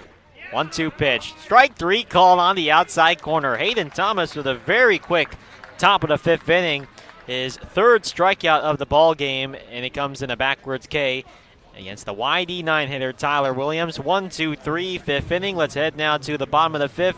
2-1 Red Sox when we return here on the Birds Broadcast Network. Curry College is where you go to become anything you want. Curry prepares students to engage in successful careers with learning beyond the classroom. Explore undergraduate programs, including new majors in sport and recreation management, graphic design, marketing, and computer science. Online at www.curry.edu.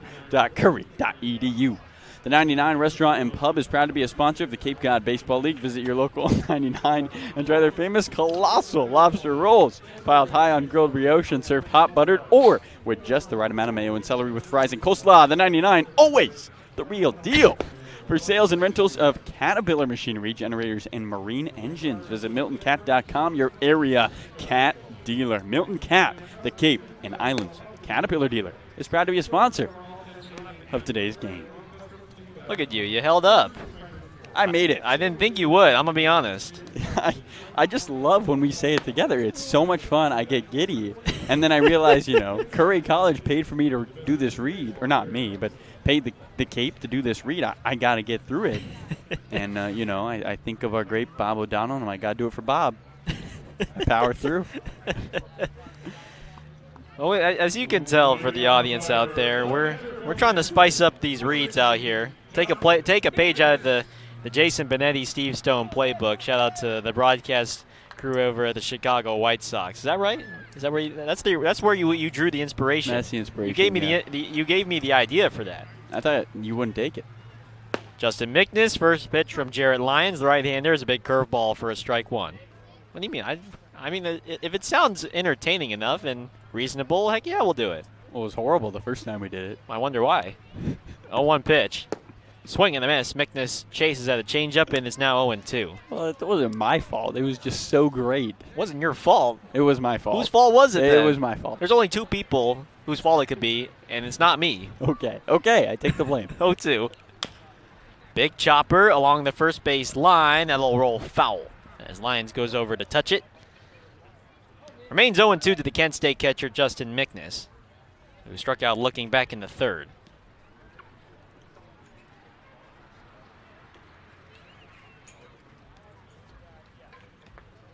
I'm just saying, you're the one you're the one that gets really giddy.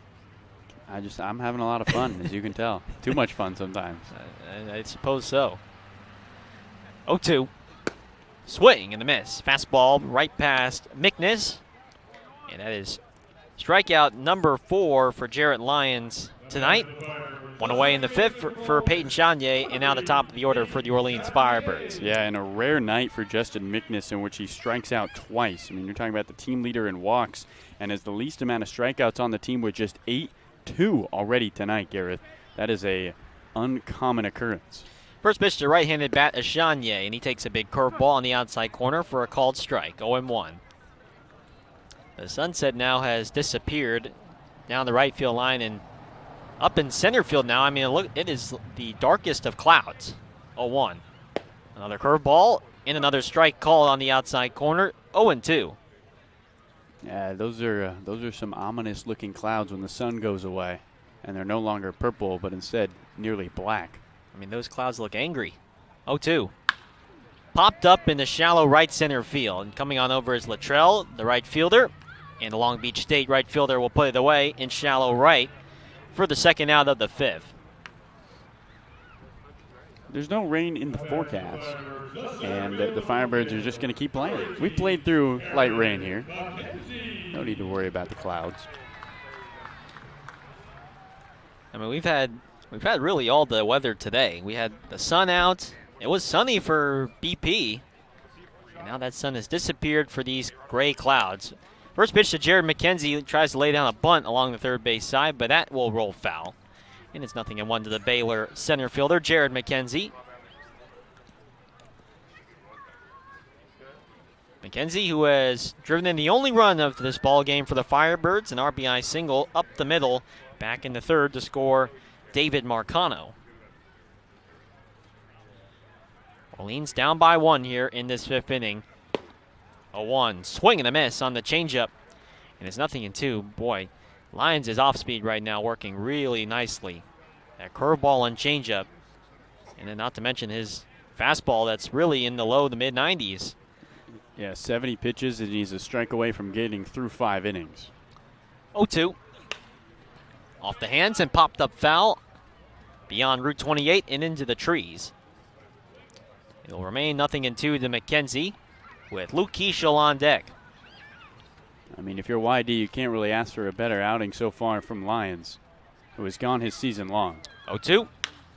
Fly ball down the left field line. Tanner Smith racing over, still racing over. He slides. Did he make the catch? In foul ground. No official ruling from the umpires, but it appears that he did not make the catch down in left field. Would have been a terrific play. Sliding over in foul territory. But instead, it remains 2 strikes to Jared McKenzie. Looks like he lost his hat there and almost ran into some fans toward that left field line. 0-2. And the pitch. Fastball, look out. That one almost hits our crowd mic. right behind the backstop as Lions airmails that one over the head of Huff, the catcher. 1-2. We put our crowd mic in harm's way here at Eldridge Park. You know how much that would have hurt if that ball hit it directly on the mic? It would hurt my ears. 1-2 pitch. Slider misses high and outside. 2-2. We are not very kind to it, but it does its job very well. 2 balls, 2 strikes. Lions ready to pitch. And a foul straight back to the screen. 2-2.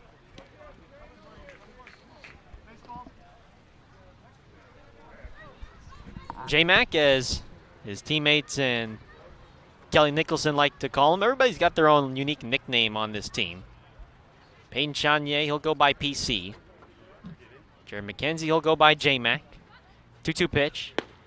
And a fastball that runs outside. 3-2. Luke Keishel is Keish. Chase DeLauder, they'll just call him CD for short, his initials.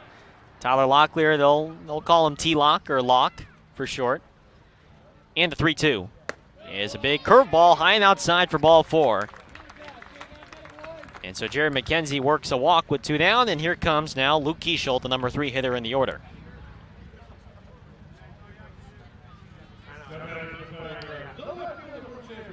So for Jarrett Lyons, only his second walk of the ball game. And here comes now Keishel with a runner at first and 2 down. Keishel today 0 for 2. He has flown out to center and he has reached on a fielder's choice. Right-handed batter, ready for the first pitch. And a fastball high and in as Keishel turns his head away. 1-0.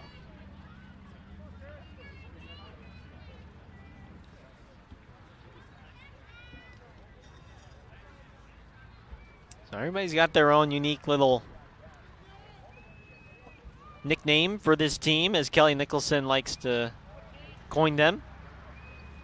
McKenzie at first 1-0. And a breaking ball that catches the knees for a called strike 1. 1 ball, 1 strike. Eric Guillemette was fielding some, or not fielding, he was laying down some bunts in BP, and Kelly Nicholson calling him Gilly for short. Garrett Guillemette. 1-1 pitch. McKenzie runs, pitches swung on and miss. Here's a throw down to second, and a swipe tag from Hoffman squirts out of his glove. And it'll be a stolen bag for Jared McKenzie, his 5th on the summer. Had Hoffman been able to scoop that one up and apply the tag without the ball popping out, might have been a chance to get McKenzie, but instead, McKenzie now in scoring position with Keishel down in the count, though, 1-2. Cody Huff has allowed 2 stolen bases today. He'd only allowed 13 in 22 attempts coming into this game. 1-2 pitch. Keishel, soft ground ball to short. Lee charging on the edge of the grass, throws on the run, and he got him. Another fine play from Brooks Lee, the All-American shortstop, and a Team USA shortstop from Cal Poly San Luis Obispo. Let's head now to the 6th inning. It's YD2. Orleans 1, and then let's now send it over to our sideline reporter, Noah Searson. Yeah, appreciate it, Garrett. So we got another edition of Pen Talk, a little bit of an emotional one because it's going to be the last time we have Connor Housley, maybe the Pen Talk GOAT, here on this segment. So we decided to go a little deep today, a little philosophical with the question, and I'll keep it simple so we have time to answer this one. Would you rather have luck in life, in your love life, in your career, or gambling? It's a deep one. Polk said, I'm out of here. Connor, you want to take this one? Yeah.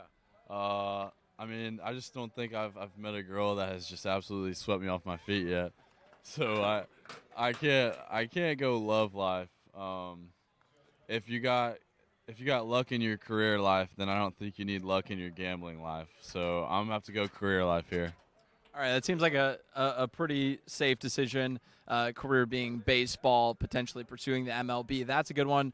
Costas, this is the first time you're on Pen Talk. What do you think about this one?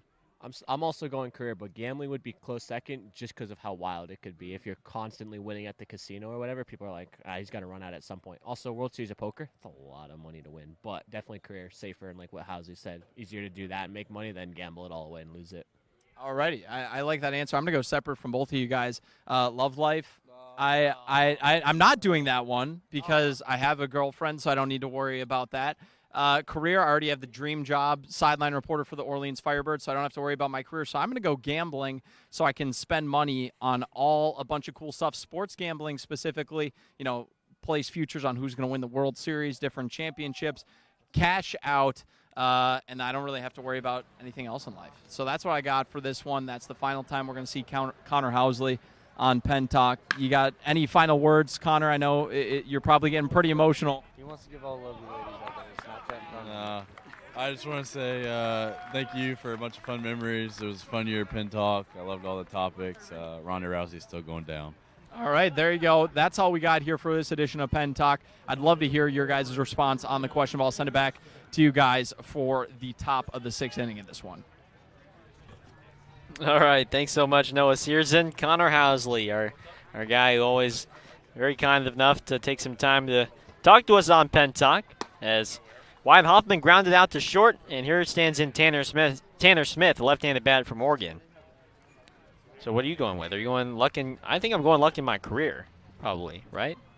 That is the safe move. 1-0 is a breaking ball at the knees for a called strike. One ball, one strike. Luck in gambling sounds like a lot of fun. Luck in love, I don't want to touch that. I feel like that's, things could get out of hand. Who knows what that even means? Okay. One pitch spiked in the dirt, gets away from Mickness. 2-1. I mean, I think the career one is the most. I think that's that's the safe pick right there, right? Can't go wrong with having luck in your career and being set for life in that regard. You can't. I mean, Costas though. I mean, I really want to know what's Costas up to, man. He's winning. Yeah, I guess he's winning. 2-1 is a bunt, and it's poked foul. Back to the backstop. 2-2. So it sounds like you're a career guy. Yeah. I'm going to go career. I'm going to take the safe pick. I know that's not the most exciting one, but that's the right one, I think. I think it's the right one. The attack is coming, Gareth. You can't be. You can always have the safe pick as a flock of geese come flying over the mound, and a line drive to left field over toward the foul line, and making the catch is Luke Keischel for out number 2. That was like mid-pitch as well. The geese, in remembrance of their fallen friend, flying over. 2 outs, and here's Brooks Lee now.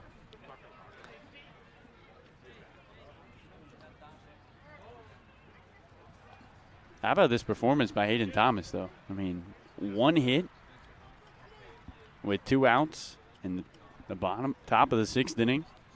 He has been terrific. First pitch to Lee. Doesn't waste any time. Pops it up foul on the Route 28. 0-1. The 1 hit has been a big one. A 2-run home run by Tanner Smith to left center field in the 1st inning.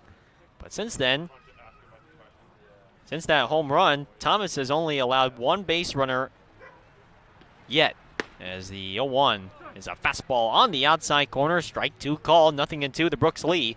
Thomas's longest outing of the summer. He went 5 innings twice against Bourne and Brewster. So he's already passed that. And he has had efficient innings, as time is called here. So far, the pitch count for Hayden up to just 72. There is some activity in the Orleans bullpen. A couple guys getting loose for the Firebirds. Zach Morris, left-hander, getting warm. 0-2. Lee slaps one foul down the left field line. Heads up out there towards all the incoming traffic on Route 28. 0-2. Yeah, it looks like Morris and Som, so 2 lefties getting warm in the pen for Orleans. 2-1 YD. Firebirds have to win today to keep their playoff hopes alive. The pitch, and Lee lines one into left center field. Racing over is McKenzie, still going over, and it hits the bottom of the fence. McKenzie will dig it out. Lee will head for second. And it's a 2-out double for Brooks Lee. Continues to hit well against the Orleans Firebirds pitching staff. That's now 5 hits in 10 at-bats this season for the Cal Poly shortstop. And here's Dominic Keegan now with 2 down and the runner at second. And now Thomas, trying to get through this 6th inning, has to find his way through this 1-2 punch of Keegan and Lee. Right-handed batter, first pitch. Slider blocked in the dirt nicely by Mickness for ball 1. You got to imagine with the 2 arms getting worn, this will be it for Thomas. And he's got a hard final out to try to grab. Left-handed hitting Chase Luttrell on deck. Zach Morris and Jake Somm, 2 left-handers, getting warm for the Firebirds. Hayden Thomas, 1-0. And it hits the plate and goes over the head of Mickness into the backstop. Lee will head over to third. I mean, not much Justin Mickness could do about that one, as Thomas hit the plate with that pitch, and it just bounced over Mickness's head. 2 down, runner at third now on the wild pitch. Thomas does have an open base to play with. 2-0. Fastball right on the outside corner, a called strike 1. That's a huge pitch from Thomas. 2 balls and a strike. Wind blowing out toward left center field.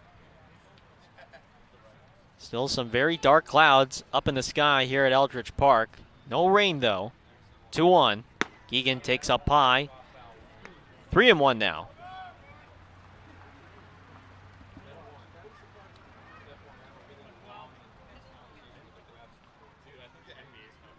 Final 3 home games on this 2021 summer for the Firebirds, as the 3-1 pitch is a changeup up high, and that is ball 4. Dominic Keegan has been walked twice today. Third walk allowed by Thomas tonight, and pitching coach Matt Troop will ask for time. And he'll go talk to Hayden Thomas, but it sounds like Hayden Thomas will be allowed to face Chase Luttrell here. Yeah, it's not a horrible decision there to pitch out to Keegan and not give him anything to hit with how dangerous of a hitter he is. You look at the bottom 5 spots in this YD lineup against Hayden Thomas, they're 0 for 10. So the top 4 guys have all reached in this game, but the bottom 5 have been very unsuccessful against Hayden. Hopefully he should have an easy go to try to get this final out and keep this a 1-run game. Luttrell today is 0 for 2. He has struck out swinging, and he has flown out to left. First and third with 2 down. Justin Mickness will put on a first and third play. Dominic Keegan at first. No stolen bases in the regular season, and he doesn't have any so far here on the Cape. Well, Scott Pickler put something on here. First pitch to Luttrell. Popped up off the hands down the left field line on the Route 28, and it's 0-1. Luttrell with runners in scoring position, just hitting 179. He has not done a good job in these types of opportunities. Hayden Thomas trying to close out what likely will be his final inning tonight. 0-1. And a bunt, and it's laid down along the third base side. Mickness picks it up with a bare hand. Throw to first, and it's low in the dirt, and not in time. Brooks Lee scores from third, and YD executes the squeeze perfectly. Mickness's throw low in the dirt, and Trey Harmon couldn't dig it out, and it's 3-1 Red Sox. Yeah, if Harmon's able to corral that ball, we're getting out of this inning, but a tough one in the dirt right at his numbers on his chest. And the shift is going to be put on here by Orleans for Cody Huff. We have not seen the Firebirds shift a lot. First pitch to Huff. It's a fly ball hitting the shallow right field. That's going to drop for a base hit. Coming in to score is Dominic Keegan. Over the third goes Luttrell. Cody Huff tacks on another run, an RBI single in the shallow right field. It's now a 3-run lead for YD. It's 4-1 here in the top of the 6th. Where's that ball hit? Right away from the shift. A little blooper. Chatinier had moved over to the left to second base. And now skipper Kelly Nicholson's going to go to his pen. Thomas gets the first 2 guys out, and then now has surrendered the last 4 on base. Hayden Thomas's night is done. Drew Bowser will come in and face a new pitcher now for the Firebirds when we come back. It's YD 4, Orleans 1 when we return here on the Birds Broadcast Network.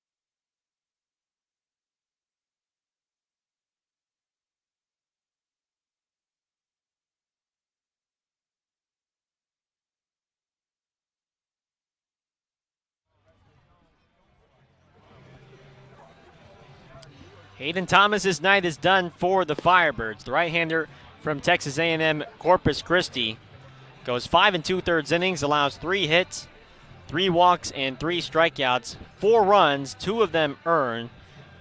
But he is responsible for the runner at third in Chase Luttrell and the runner at first in Cody Huff. And a new pitcher now for the Firebirds. It's going to be the left-hander from the University of Arkansas, Zach Morris. Morris making his 10th appearance on the summer for the Firebirds, and he has a 1.72 ERA in 15 2/3 innings pitched, 18 strikeouts over 7 walks. He has been really solid here on the Cape with Orleans, and he'll be looking to get the final out of the 6th with YD up 4-1 here in this top half of the 6th. Morris will face off against the right-handed bat of Drew Bowser out of Stanford. Hayden Thomas got Wyatt Hoffman and Tanner Smith, the 1 and 2 hitters, to retire consecutively, but a double by Brooks Lee, a walk to Dominic Keegan, and then an error on a bunt by Chase Luttrell allowed Brooks Lee to score, and then an RBI single by Cody Huff scored Keegan. 2 runs on 2 hits, and 1 error so far for YD in this inning. And the first pitch to Drew Bowser is a breaking ball in the dirt for ball 1.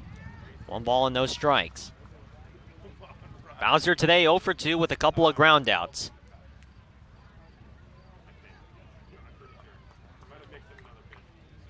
1-0. Morris ready to pitch.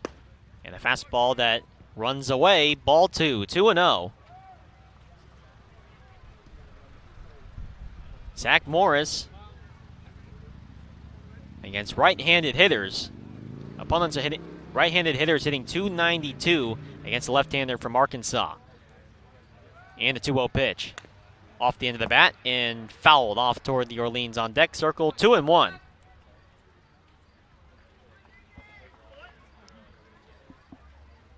Zach Morris, who last appeared on Monday against Bourne, pitched 2 shutout innings, allowed 3 hits, but no walks and 3 strikeouts. Long pause, now the 2-1. And a fastball up high. 3 balls and a strike with the pinch hitter on deck for YD. Pat Caulfield out of UCLA has picked up a bat and is getting loose now. He would hit for Cade Hunter in the 8th spot if Bowser will reach. 3-1. And a breaking ball is high for ball 4. Easy takes for Drew Bowser, and the bases are loaded now for Pat Caulfield.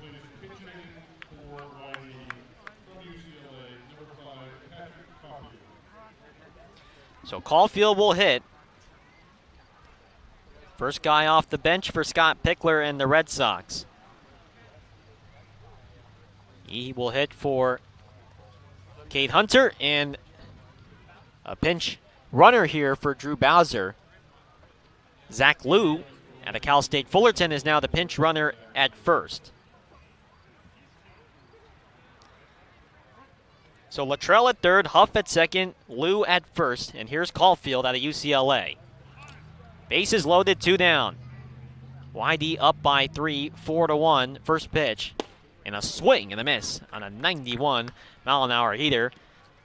0-1 to Caulfield, who was activated just on Sunday for YD and was a corner outfielder for the Bruins and a platoon starter. Right-handed batter versus the lefty Morris. 0-1 is rolled foul along the third base line, and it's quickly 0-2.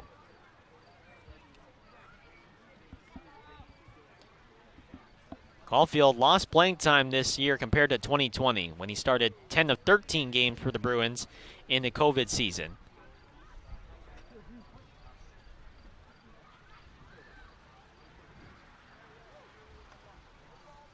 Was hitless in 4 postseason at-bats in the tournament for UCLA. The 0-2. Caulfield takes a fastball just off the outside. 1-2. Well, you talk about a big at-bat here for Caulfield, who's only had 3 all summer. I mean, this is a guy who has not played a lot of baseball for YD and a chance to really change this game. Firebirds hanging on up 3, but a single here would give YD a healthy advantage. Caulfield looking for his first hit here on the Cape. 1-2. The pitch is fouled off the end of the bat. And it remains 1-2 to Pat Caulfield. Firebirds in the last of the 6th. We'll have Chase DeLauder, Tyler Locklear, and Trey Harmon. 4, 5, and 6 batters dewed up with their season on the line. YD also trying to fight and stay in the race as well. They're on the verge of being eliminated as well with the Firebirds. 1-2 pitch. Caulfield swinging a foul straight back to the screen. And it remains 1-2. Morris, if you think back here, was in a similar situation last two times ago when these two teams played. The front end of that home and home came in against Tanner Smith in a 4-2 game in the late innings and gave up a 2-run home run to make it 6-2 and really kind of gave YD the runs they needed to get the win. So very similar situation like back on July 17th. Can he get the out this time? Bases loaded, 2 down, the 1-2 pitch. And a breaking ball hit up the middle. Coming on in is Marcano, charges, throws to first, got him. And the side is retired. YD strands the bases loaded, but they did play home 2 runs on 2 hits and 1 error. And it's now a 3-run lead for the Red Sox. 4-1 the score when we return for the bottom of the 6th here on the Birds Broadcast Network.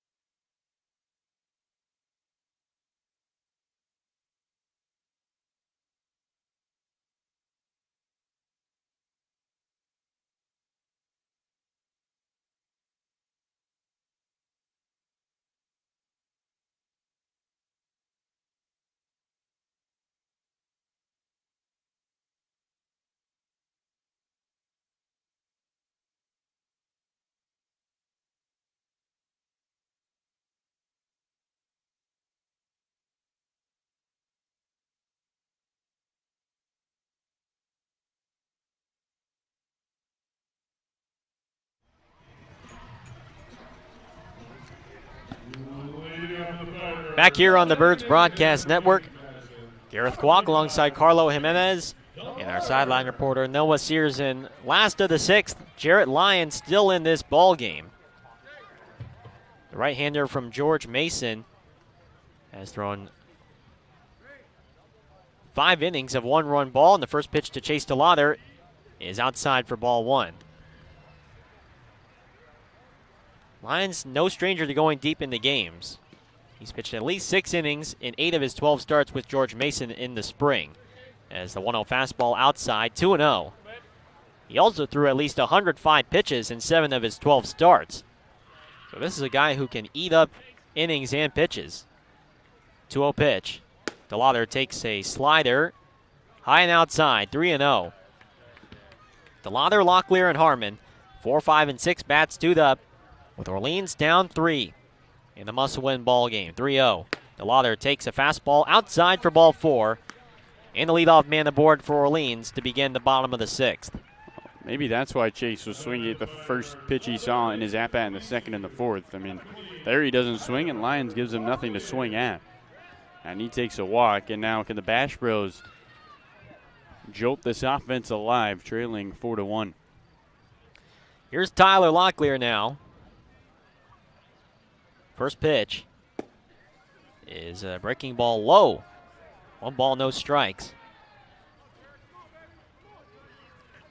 Oddly enough, YD is the only Eastern Division team that Orleans has yet to defeat. They have beaten Chatham, Harwich, and Brewster, but they have not been able to beat YD this summer.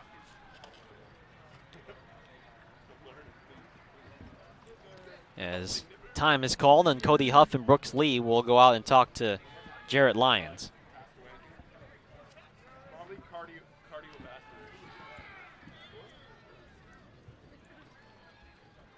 Right now between Chatham and Harwich, it's a tie ball game, 4-4 in the top of the 6th.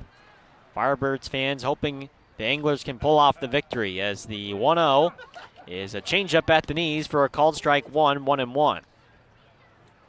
Clouds are so dark here, Garrett, that it looks like it's completely nighttime, but then there's a slight break above right center where you can see areas without the clouds, but man.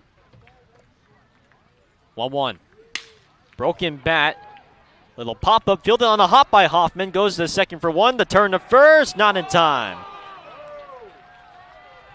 Wyatt Hoffman with a smart play. He let that ball drop on the ground in hopes of turning the double play, and they almost get Locklear, and he beats it out barely. Yeah, if Hoffman didn't bobble that ball at first when he was trying to corral it after starting forward and then taking a step back, would have had 2 easily. Instead, just the 1, and the opportunity for Harmon with 1 on and 1 out. Here's Trey Harmon, who's 1 for 2 today with a strikeout looking and a single up the middle. First pitch.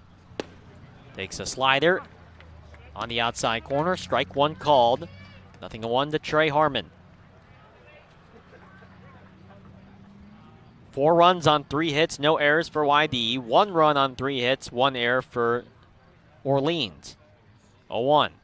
Fastball just a bit up high, 1-1.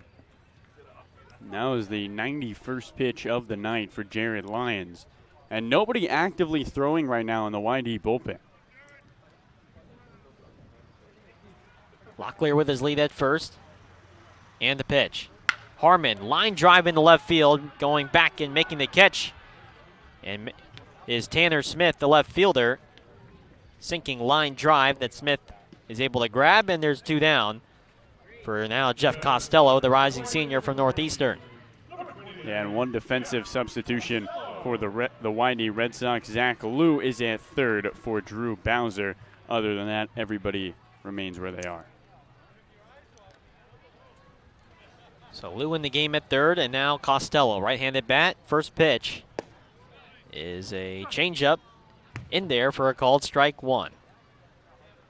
Firebirds have yet to beat 2 teams this summer, the YD Red Sox and the Falmouth Commodores. They will not get another chance to defeat Falmouth. A 1 is grounded foul down the third base line, and it's 0-2. Firebirds only played Falmouth 2 times this summer. They were supposed to play them 3. One of those games got rained out on a Saturday night. And those 2 games against the Commodores, they both lost. 1 at home and 1 on the road. 0-2, Locklear at first, Lyons. Long pause at the belt, now comes home. And the breaking ball is popped up into shallow right center field. Over is Luttrell, the right fielder, and he will make the catch in the gap. And that will end the inning. Jarrett Lyons with 6 quality innings in the books for the George Mason right-hander. And this game remains at 3. YD 4, Orleans 1. Carlo Jimenez will have the play-by-play the rest of the way. But first, let's now throw down to our sideline reporter, Noah Searson. What do you got, Noah?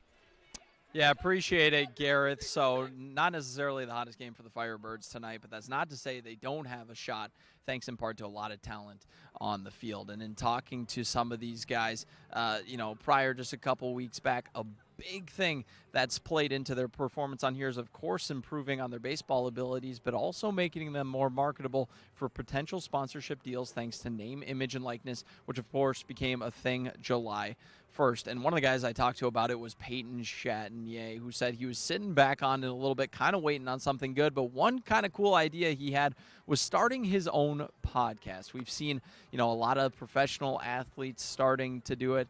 And they've been wildly successful for the most part. And I talked to Peyton, and he said he's never really seen a college baseball player do it. So, I told him I think it'd be really cool, definitely really interesting to see. So, if you want to see it, definitely tweet at Peyton, and maybe soon enough this season you'll be seeing a Peyton Chatinier podcast. I'll have that full story coming out soon about name, image, and likeness, how it applies to a few of these Firebirds on the field, and more broadly speaking, college baseball, probably Sunday or Monday. But until now, we got a fun baseball game, so I'll send it back to Carlo in the booth for the final three of this one.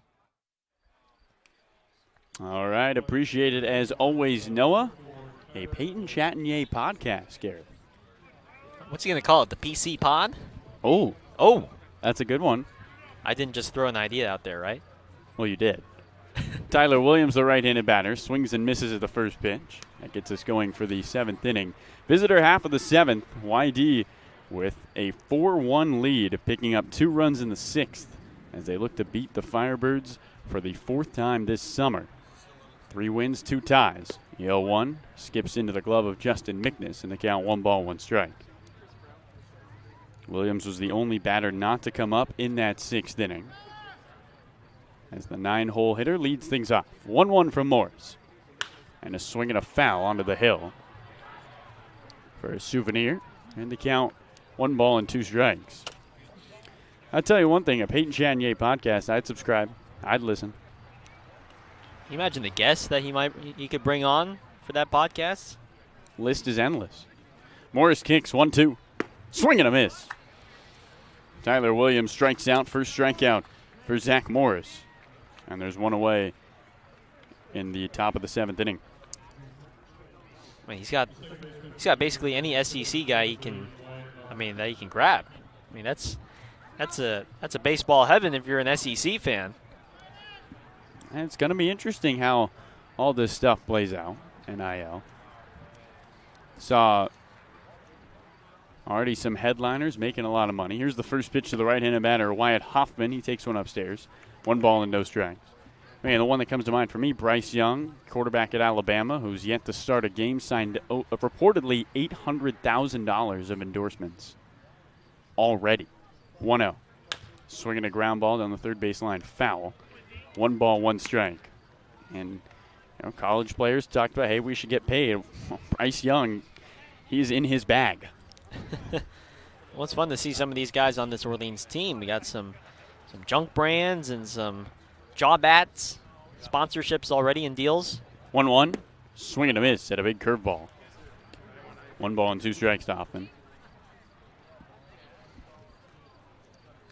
YD and Orleans 3 hits apiece. The difference, the 4 runs by the Red Sox, the 1 run by the Firebirds, with 1 out and nobody on in the top of the 7th inning as Morris steps off. I mean, theoretically, Gareth, you could sponsor somebody. I could sponsor somebody. Why not? Start a little company. 1-2. And a slicing line drive foul down the first base line. And the count remains at 1 ball and 2 strikes. I don't think there's a rule against that. I mean, I just don't know how would I brand it, What would I, what's the gain for me, I guess? You got any products that you could make that you could then have somebody? I mean, I don't know. I mean, if anything, it'd have to be my cooking, I guess. Oh, Garrett's cooking. 1-2. Downstairs. 2 balls, 2 strikes to Wyatt Hoffman. So would it be like pre-packaged cooking? And then if I am a player, I say, I'm fueled today by Garrett's cooking. Obviously, you'd come up with a better name. Well, I could whip up a good breakfast or so for one of these guys, and they could have their name under it. 2-2 again skips in. 3 balls and 2 strikes. So it's more like a personal chef kind of thing. Yeah, I mean, this is not what I would actually have, but I don't know. The Delather Delish, you know? You gotta whip up a good meal for Chase, and then there you go. 3-2. And ball 4 low. Wyatt Hoffman jogs down to first. Second time he's taken a walk. Would you think you'd be able to replace Delather's pregame snack of Goldfish and Purple Powerade? Oh boy, I don't know. He might have to brand that as his own thing. He might have to trademark that, do whatever it is, patent it. Well, reach out to Goldfish and Powerade and say, hey, I have a sponsorship idea. And with the way he's hitting this summer, that might be a good deal for those two companies. If I'm Goldfish, I'm listening. Left-handed batter Tanner Smith into the box. First pitch home. Misses away. Smith, 3 home runs this summer. 1 came in the first inning. The other came off Zach Morris on the 17th at YD. So a little revenge game here for Morris with Hoffman at first and Tanner Smith in the box. Here comes a 1-0. Runner goes, swinging a ground ball right back to the pitcher Morris. He goes to second for 1. Marcano's turn in time. 1-6-3, a 2-for-1 deal. And that does it for the top of the 7th inning. A nice play by David Marcano. As we stretch here at Eldridge Park, Firebirds with some work to do. It's 4-1 Red Sox over Orleans. We'll head to the bottom of the 7th inning.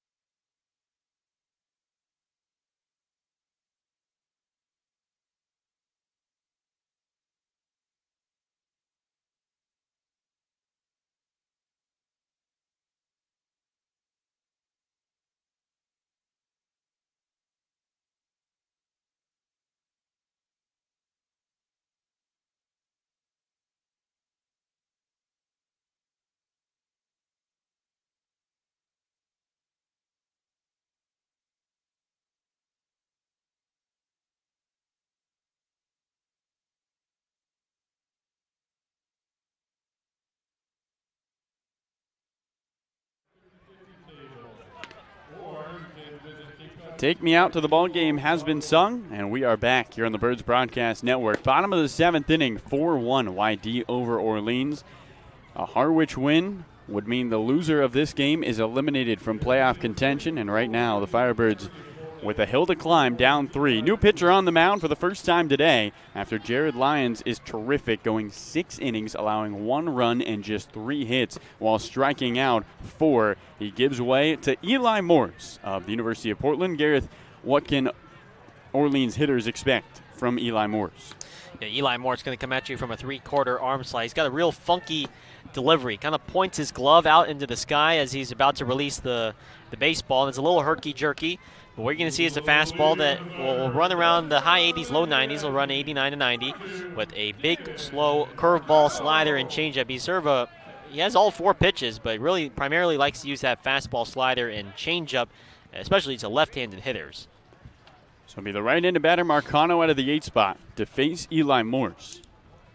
Out of the University of Portland, he exhales, kicks high, first pitch home. And Marcano taps one foul. It's a little hard to kind of time Morris, Gareth, with that pause. I mean, he's almost like he's doing a warrior pose in yoga, except he's got the leg up in the air. You ever done yoga? No, I have not. You should try it. It's good for the soul. 0-1. Misses inside. 1 ball, 1 strike. Bottom 7. YD 4, Orleans 1. Can the bottom of the lineup get this offense going? Firebirds haven't scored since the 3rd. 1-1. Over the head of Marcano as he ducks. And the count 2 balls and a strike. I mean, it's a real balancing act from Eli Morris. I'm sure he's been working on his balance for this type of pitching motion. 2-1. Misses away. Fastball off the outside. 3 balls and a strike. I'm sure he would be good at yoga. It's like he pauses with his back stretched out in that Warrior 1 position. 3-1. Misses inside, and a leadoff walk to David Marcano. Just how the third inning began when the Firebirds last scored, as up comes Justin Mickness. I mean, we've seen a couple of funky deliveries this summer, but this one has definitely got to be one of the funkiest we've seen. We've also seen a submarine pitcher before, Dalton Radens from Katuitt. I mean, that guy got like really underneath the ball. Lefty Justin Mickness looks on, and the first pitch is a strike on the inside edge. No balls and 1 strike to him. Marcano stole a base off Cody Huff his last time he was on board. As he takes his lead at first, Mickness 0 for 2 with a pair of strikeouts, a rare 2-strikeout guy. 2-strikeout night. 0-1. And he swings and rolls one on the ground, past the diving glove of the second baseman Hoffman and into right field, a base hit. Hoffman a full-out dive, unable to get there. A knock for Justin Mickness, and the Firebirds have the first 2 batters of the inning aboard. As up comes Peyton Chatinier. First hit since the 4th for the Firebirds. And to get it off Justin Mickness, the bottom of the order did their part. Now Peyton Chatinier in this top of the order has to deliver in a must-win game for the Firebirds. The tying run to the plate, 4-1 YD, nobody out, bottom of the 7th inning. The first time Orleans does not see Jared Lyons, and they put the first 2 batters of the inning on the base paths. Here's the first pitch home. Chatinier fouls one straight back. No balls and 1 strike to him. Peyton's 0 for 3 today, struck out back in the 3rd. As the Birdman calls out from the hill. The Go Birds call. As the Firebirds try to give their fans something to cheer about. Chatinier adjusts his helmet. Looks towards Morse. Morse takes 2 looks at second, deals. And the 0-1 in the dirt, scooped up by Cody Huff. And the count, 1 ball, 1 strike. A dark sky at Eldridge Park, not because the sun has fully set, but rather because the clouds here, ominous looking, have engulfed the sky and have made it feel like it is completely nighttime. 1-1. Misses upstairs. 2 balls and a strike. In fact, down the right field line, where the clouds don't have complete cover, you can see some lighter spots of blue. But over Eldridge Park, it is dark. Firebirds offense looking for a late game rally with the starter Jared Lyons out of the game. Marcano at second, Mickness at first. 2-1. Chatinier fouls one down the third base line, just over towards the YD dugout. 2-2 the count. Orleans looking for their first win of the summer against YD. Firebirds have lost 2 games to the Red Sox in which they have led in the final inning of the game. 2 of the more heartbreaking losses of the summer coming up against Scott Pickler's crew. 2-2. Misses inside. 3 balls and 2 strikes and a full count to the leadoff man, with David Marcano taking his lead at second and Justin Mickness at first. The wind gently blowing in. Morris with the glove underneath the left elbow. The ball pinned against his right hip. Stares in towards Cody Huff. He comes set. Looks at second. And the 3-2. Strike 3 at the top of the zone. Peyton Chatinier is rung up. He gives a look back towards home plate umpire David Chiasson, shakes his head, tosses the bat aside, and walks back to the Firebirds dugout. The first out recorded by Eli Morris, and a big one. 1 out with 2 ons. 1 out with 2 on for Jared McKenzie. Yeah, Eli Morris getting that top of the zone, the very top, which is probably a pitcher's strike, goes in favor of YD. So the lefty McKenzie looks on. Swings at the first pitch, loops it off the glove of the first baseman Keegan. Hoffman, the second baseman, scoops it up. His throw to first is in time. Both runners move over. A hectic play. Wyatt Hoffman heads up at second as he was able to get it off the ricochet of the first baseman Keegan's glove.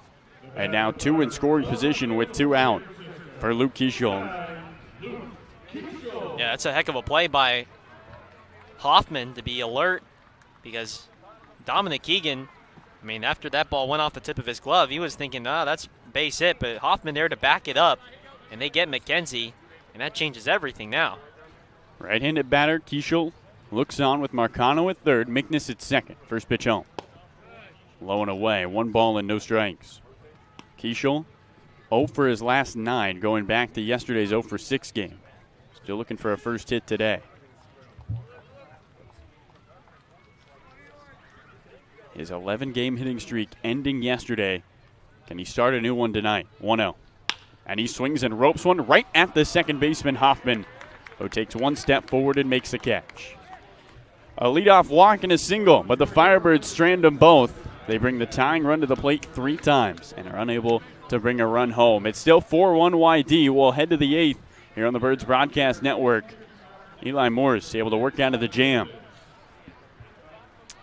All right, final time tonight that we'll do a Around the Cape League score update. At least we'll continue to update you on the Chatham-Harwich game. But let's first start off from Lowell Park. The Cotuit Kettleers defeating the Wareham Gatemen by a final score of 12-5. Kettleers rounding the Gatemen at home. Meanwhile, from Doran Park, the Brewster Whitecaps leading 3-2 over the Bourne Braves. They are in the bottom of the 9th. Whitecaps on the verge of defeating the best team in the league.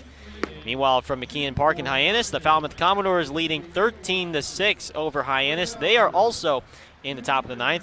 And not so good news for Firebirds fans from White House Field. The Chatham Anglers and the Harwich Mariners, and Harwich is up 9-4 in the bottom of the 6th. If Harwich wins and Orleans loses, the Firebirds are out of playoff contention. And right now, Harwich has a 5-run lead in the bottom of the 6th. And so, again, we'll keep you updated on that score. But right now, Harwich in position to potentially clinch that final playoff spot. And not a good look for the Birds. Down 3 runs to Scott Pickler. And boy, Gareth, we were told about the curse. It is so real. Now, I'm not sure why. I mean, Kelly Nicholson has winning records against every other manager except Bourne, in which he's under 500 by 4 games. He's 34, 58, and 3 against Scott Pickler. Yeah, it's been a very strange trend that we didn't believe coming in here to Orleans. And, well, this is the 6th game right now, and Firebirds have not been able to defeat the Red Sox this summer. And right now they're down 3 with only 2 more at-bats to show for it. All right, in a batter, Brooks Lee digs in to begin the top of the 8th. First pitch takes a strike away. No balls and 1 strike to him. Well, the Harwich 9-4 lead into the final stages of that game at White House Field. The Firebirds will need a win over YD to stay alive in playoff contention. 0-1 off the outside. 1 ball, 1 strike till Brooks Lee. And they'll have to do something they haven't done in over 2 years, and that's beat YD. 1-1 from Morris. Swing and a miss. And the count 1 ball and 2 strikes to Lee. Firebirds' last win against Scott Pickler came on July 29th, 2019. Just over 2 years and a day ago. Lee, the 3-hole hitter, the best hitter in this lineup for YD, looks on. A 2-1 count. The pitch from Morris. And a big breaking ball fouled over the bird's nest and straight back. And the count levels, 2 balls, 2 strikes. Lee, Keegan, Luttrell, 3-4-5 against the lefty Morris. Best hitters in this lineup for the Red Sox. Morris kicks 2-2. Swinging a foul tap, straight back. Hits the netting, and the count 2 balls, 2 strikes. Dominic Keegan jogs over, picks it up with a bare hand, and hands it over to the ball boy. Base is empty, top 8, 4-1 YD over Orleans. The wind slightly blowing in, lights at full strength. We're in the dark, 2-2, ground ball, left side of the infield. The third baseman Locklear to his left, scoops it up, throw to first, pulls Harmon off the bag, and unable to apply this tag on Brooks Lee. It's an infield single for Lee. He is now 2 for 4. And a leadoff knock to begin the visitor half of the 8th inning. Up comes Dominic Keegan. That ball just pulling Harmon off the bag. And Garrett, it looked like Locklear should have surrendered that baseball maybe to David Marcano. Yeah, I mean, Marcano was well positioned there to make the throw and set his feet and make a strong throw, whereas Locklear, who had cut him off, had to make the throw on the run, didn't get enough velocity on it. Righty Keegan looks in. He takes a ball away. The count 1 ball and no strikes. Keegan, his first time against Orleans, it was his first game with YD. Was 2 for 4 with a pair of RBIs and a big fly. So far today, he has walked twice and is 0 for 1, scored back in the 6th. 1-0, swing and a miss. And the count 1 ball, 1 strike. YD 4, Orleans 1. Nobody out. Brooksley an infield single. He leads at first as some fans start to head for their cars as the hill begins to empty here at Eldridge Park. Morris looks at first. The lefty stares. The 1-1. Low. Mickness sliding to his right. Keeps it in front of him with the glove. And the count 2 balls and a strike to Dominic Keegan. Jack Philby getting loose in the bullpen for Orleans, right-hander from UCLA.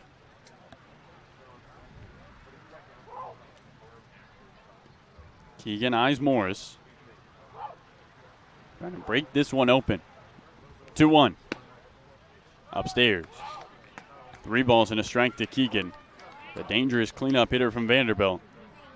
See if Lee runs here with nobody out. He's got good speed at first base. Morris the lefty. Kicks 3-1. Downstairs. Just misses the bottom of the zone. 3rd time today, Dominic Keegan reaches on a walk. And now runners at second and first with a 0 under outs on the scoreboard and left. And up comes the left-handed batter, Chase Luttrell, lefty on lefty here. And now a pinch runner. Briley Knight is going to head down to first base, and that will do it for Dominic Keegan. So Knight into the ball game. He's got good speed. And Keegan doesn't get a hit, but does reach 3 times. An opportunity for Chase Luttrell.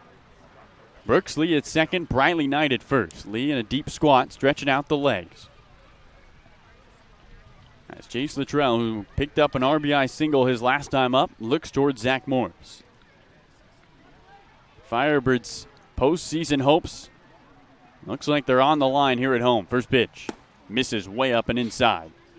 Luttrell pirouettes out of the way as he turns his right shoulder in. On the count, 1 ball and no strikes. Again, a Harwich win would mean the loser of this game will not play past August 4th. Harwich currently a 9-4 stronghold on the Chatham Anglers.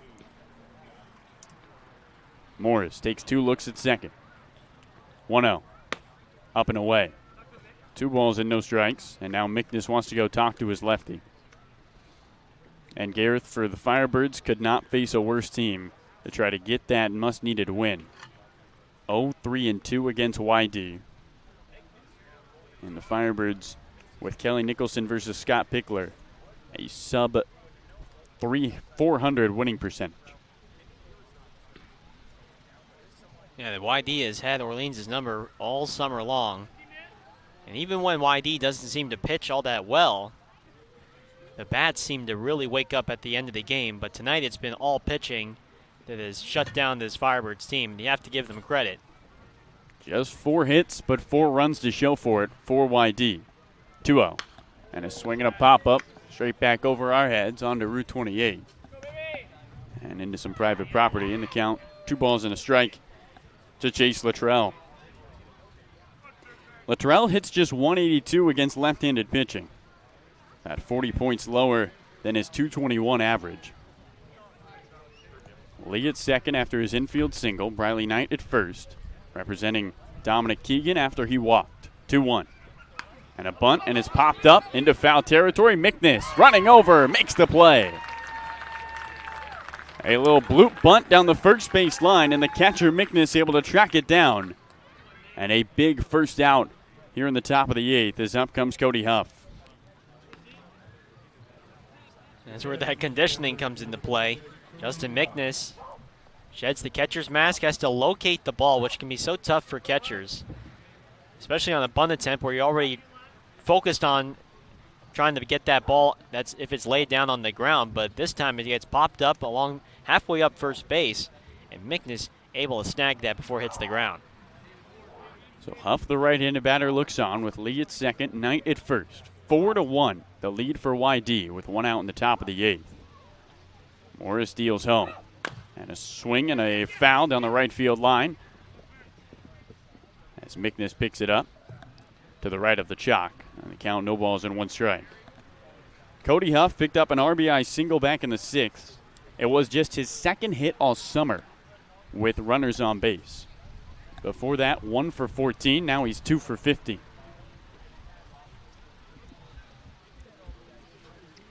Hitting 136 against left-handed pitching at well. So the numbers point towards advantage Orleans. Can the results go that way? Lee at second, Briley Knight at first. The wind is quieted. And it feels like, Gareth, the Firebirds' postseason hopes hang in the balance here. Morris is 0-1. And a tapper foul. Back to the backstop.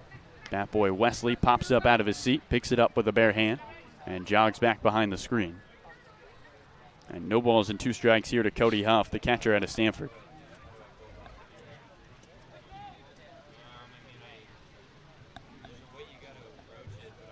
Week 6 of the season starting here today. Firebirds coming off days 4-1 in the summer of 2021.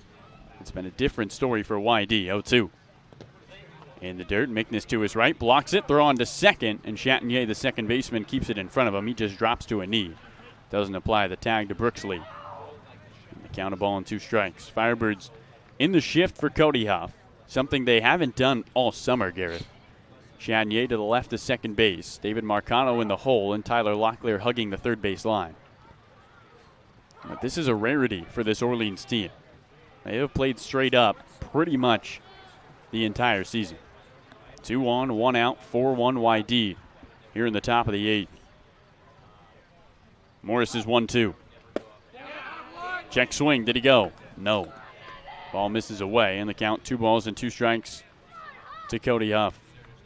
Looked awfully close on that outside corner, but no call from home plate umpire David Chaston. Huff, who was terrific for Stanford in the NCAA tournament, 3 home runs, 14 RBIs, and a .330 average, has struggled this summer, just hitting 195 as he calls for time. Adjusts his Stanford helmet, restraps the glove, and steps back in. Morris with the glove underneath his right elbow. Left arm dangling by his side. He comes set.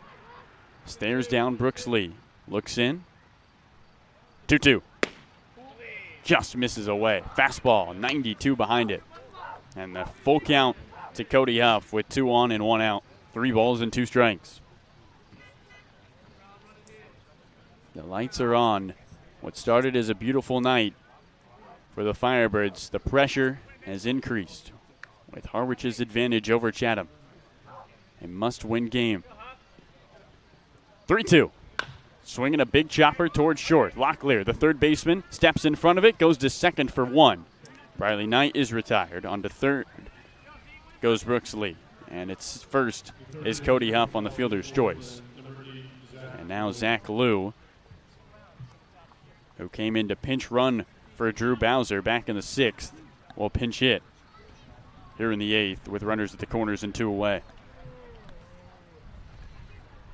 Second time we've seen Locklear step in front of David Marcano. Thought the Firebirds might have a chance for 2, but that one was slowly hit to the left side of the infield. And in stands the righty Zach Liu. 4-1 YD over Orleans. 2 outs, 2 on, top 8. First pitch home. Misses up and away. And the count 1 ball and no strikes. The wind picking up, the flag active, blowing from right to left. About half the fans here at Eldridge Park that were here for the 7 o'clock start. Morris sets. 1-0. Strike at the knees. 1 ball, 1 strike. Fastball finds the zone to Zach Liu. Liu, just 1 for 22 in his last 8 games. And has really struggled against left-handed pitching, just 1 for 15 on the summer. 1-1. Low and away. 2 balls and a strike to Zach Liu. Zach Liu, high school teammates with Orleans Firebirds pitcher Max Rajic. Both of them going to Orange Lutheran in Southern California. And both sang in SoCal for colleges.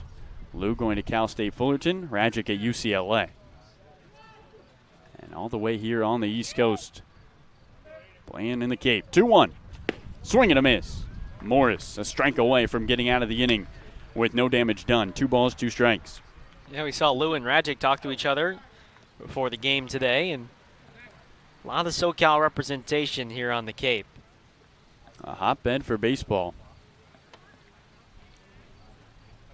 And like you mentioned, Gareth, a lot of Southern California guys getting used to this East Coast weather. At third, Brooks Lee. At first, Cody Huff. YD 4, Orleans 1. 2 outs, a 2-2 count to Zach Liu in the visitor half of the 8th inning. A must-win game for the Firebirds with an 8-4 lead for Harwich over Chatham. 2-2. Strike 3 on the outside. Zach Morris gives up a single, walks a batter, and retires 3 in a row. His second strikeout of the game. And a big timeout to close the top of the 8th. Firebirds remain within an arm's reach. It's 4-1 YD. We'll head to the bottom of the 8th inning. Orleans needs some runs. They'll have DeLauder and Locklear and Harmon. The middle of the order coming up when we return.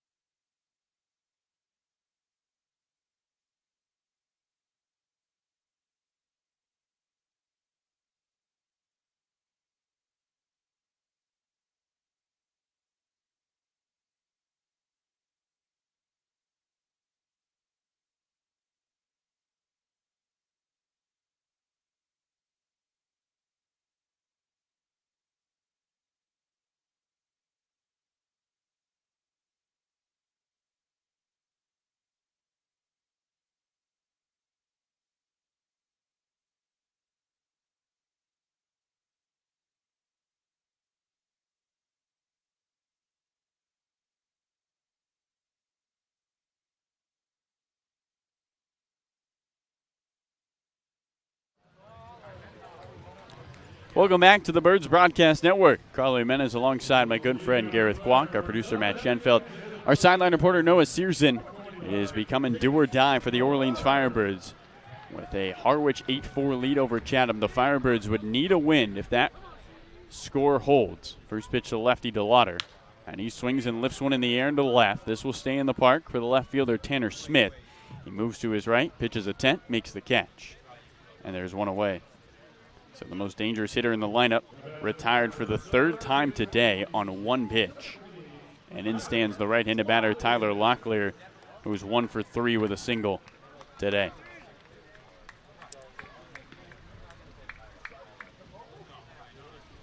Locklear looks towards Morris, his opening offering. Strike on the inside. No balls and 1 strike to T-Lock. Firebirds 4-1 coming off the off day. 0-1. Swing and a miss. No balls and 2 strikes to Locklear. Meanwhile, YD, Gareth, they're 0-5 coming off that day off. These Friday night games have not been kind to them after the Thursday break. Yet a 4-1 lead in the 8th. 0-2. Misses low and away. Locklear lays off the breaking ball. And the count 1 ball and 2 strikes. The wind is blowing out. A rarity here at Orleans. 1-2. skips in the dirt. Cody Huff using his chest protector to his advantage, keeps the ball in front of him, and the count 2 balls and 2 strikes. Looks like Briley Knight has remained in the ball game and will be in right field now for YD. So Knight in right. Luttrell moves from right to first, 2-2 downstairs. 3 balls and 2 strikes. And Dominic Keegan's night is over. Base is empty, 1 out, bottom 8. 4-1 YD over Orleans. 3-2. And Locklear slaps one into left field, a base hit. Tyler Locklear with his second knock. And the Firebirds with an opportunity as up comes Trey Harmon with 1 on and 1 out. 5th hit of the night for Orleans.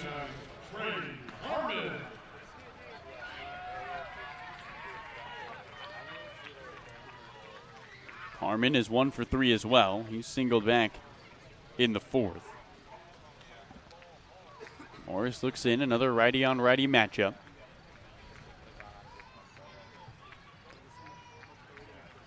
And the pitch down the hill. In the dirt, Cody Huff sliding to his right, loses the baseball for a second. Tyler Locklear remains at first as he picks it up behind him. 4 hits for YD, 5 for Orleans, but a 4-1 difference where it counts. YD on top. 1-0. And that gets the back of the bat of Trey Harmon as he ducked. And his bat was rested on his right shoulder. And the count is 1 ball and 1 strike. I think his expression sums it up. He just couldn't, like, really? I mean, that is unfortunate. Meanwhile, C.J. Culpepper is getting loose now for YD. He's their closer from Cal Baptist. He'll likely come on the pitch in the 9th. Here comes a 1-1. Harmon swings and misses. Fastball pumped by him, and the count 1 ball and 2 strikes. Locklear at first after his second single of the game. Tyler has loved playing YD. On the season, he is 7 for 24. 1-2. And Harmon grounds one to short. The shortstop Lee goes to second for 1. The turn to first in time. And that does it for the bottom of the 8th. A hit and a double play. And that's all the Firebirds get. We will head to the final frame. YD looking for some insurance. Up 4-1 into the 9th inning here at Eldridge Park.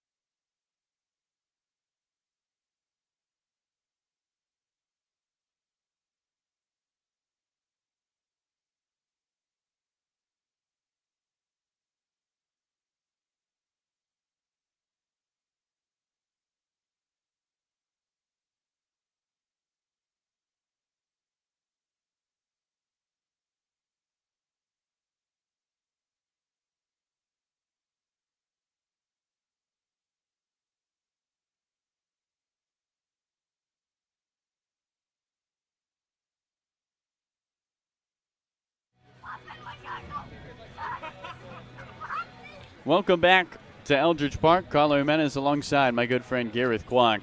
And a new pitcher on the mound for Orleans. It's Jack Philby, the right-hander out of UCLA. Philby takes the ball from Zach Morris. He'll be the 3rd pitcher today. And Gareth, what will we see from Philby making his 11th appearance of the summer? Yeah, what you're going to see from Philby is arm slot right around 3/4, and that fastball will sit around mostly high 80s, 88 to 89. You'll get a couple 90, 91s here and there. Does have a slider and a changeup.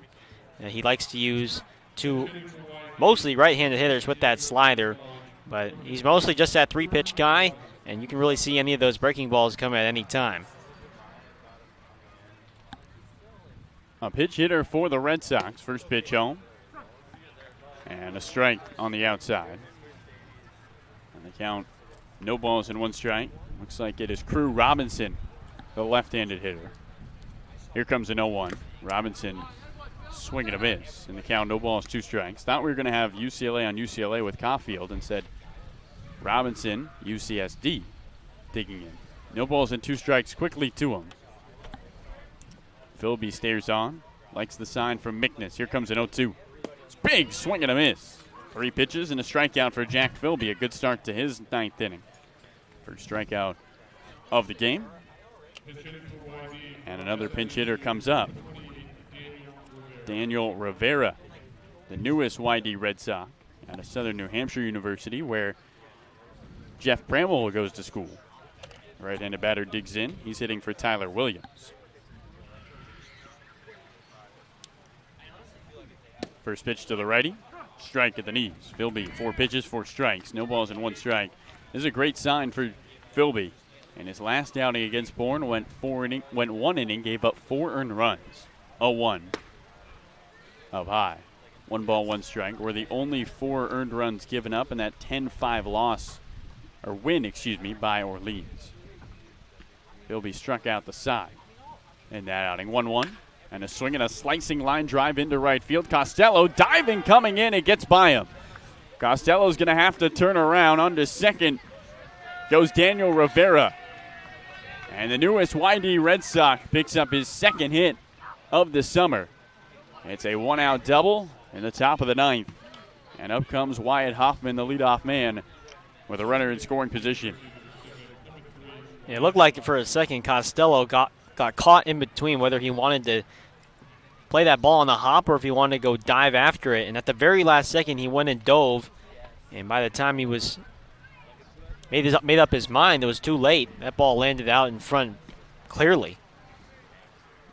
So it's the right-handed batter Wyatt Hoffman with a runner at second.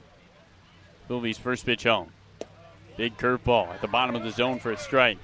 And the count, no balls and 1 strike. And Garrett, that's a great sign if you're Firebirds fans. Philby's curveball, got him in trouble against Bourne last time, and right now it has looked good.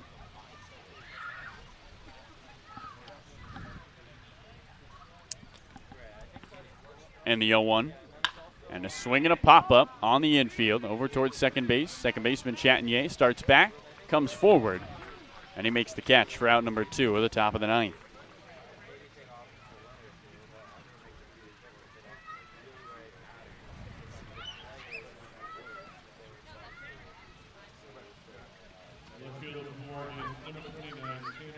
So Tanner Smith will dig in what is most likely his last at-bat against his favorite team to play. The Orleans Firebirds. Smith's 3 home runs this summer have come against Orleans. Update on that score, and Harwich, it's 8-4 Harwich still. First pitch home. Check swing. Ball misses low and away. And the count, 1 ball and no strikes to Tanner Smith. At second, leads Rivera. 4-1 YD with 2 outs in the top of the 9th inning, and the Firebirds' postseason hopes hanging in the balance with Harwich in the driver's seat against Chatham. 1-0. Off the outside, 2 balls and no strikes. And Gareth, if Harwich can hold on there, that's a double kill. Chatham and Orleans would be eliminated from the playoffs, and they play each other the next 2 games. So Chatham also playing for their season. Don't act like they're just phoning it in. That team's playoff hopes are on the line, too. Rivera leads at second. And the 2-0. Swing and a miss. Nasty changeup. As Tanner Smith way out in front. In the count, 2 balls and a strike. Tanner Smith with half of the runs for YD. A 2-run home run in the first off Hayden Thomas. Made it a 2-0 game. Firebirds put a run up in the bottom of the third. Here comes a 2-1. And a swing and a pop-up over Route 28. And the count, 2 balls and 2 strikes. And then in the sixth, YD brought home 2 runs off Thomas. And that is where we sit. 4-1, top 9, 2 outs, runner at second. And a 2-2 count to the left-handed batter for Morgan. Pac-12 on Pac-12. Philby deals, 2-2. And a ground ball, first base side, underneath the glove of Harmon, past the diving glove of Chatinier and into right field. Snap back throw to first. Philby can't tag Tanner Smith. His 3rd RBI of the game, and it is 5-1 YD. An insurance run with 2 outs in the top of the 9th. Soft contact, the Achilles heels of Jack Philby. It looked like Trey Harmon might have been able to make a play. Peyton Chatinier from second, unable to get there. And Tanner Smith continues to torch Orleans. It looked like that ball hit the lip of the grass, and then it kind of sped up on Trey Harmon, who was unable to make the play. Brooks Lee swings and misses at the first pitch. No balls and 1 strike to him. Lee 2 for 4 today, a double and a single in his last 2 at-bats. Tanner Smith leads from first after his 3rd RBI. 5-1 YD with 2 outs in the top of the final frame, the 9th inning. 0-1, misses away. 1 ball, 1 strike to Lee.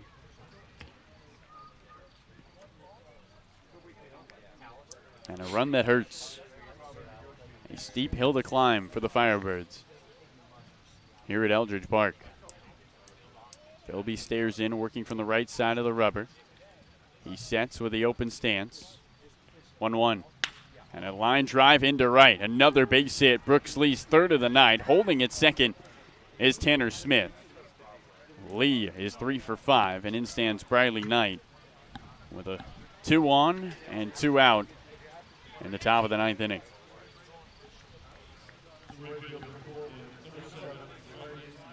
Brooks Lee 0 for 2 to start the game. Thought, oh, maybe it wasn't his night, Gareth, but he's doing what great hitters do, picking up base hits. As in stands Briley Knight, pinch hitting for Dominic Keegan. Left-handed batter looks towards the righty, Philby. Philby's first pitch, and a swing and a foul straight back to the screen. No balls and 1 strike.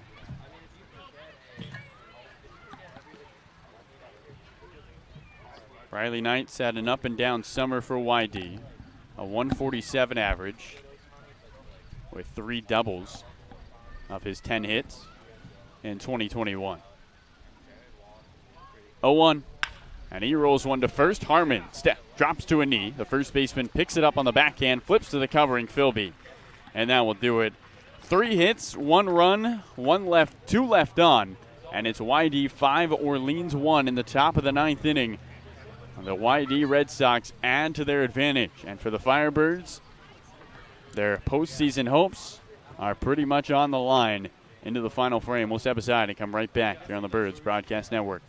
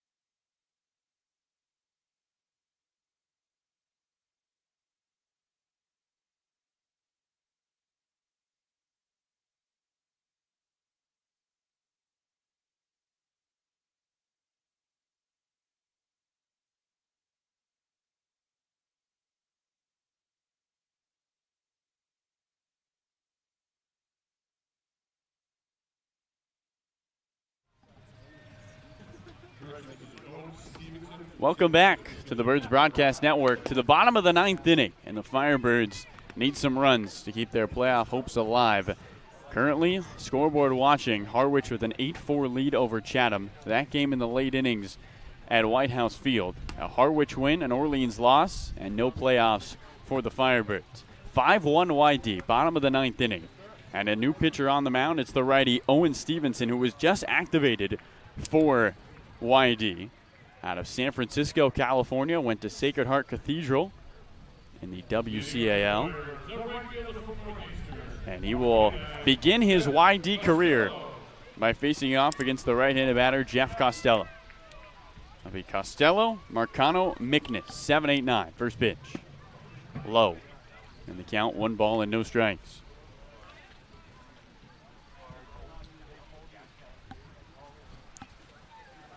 Costello stares on towards Stevenson. And the 1-0.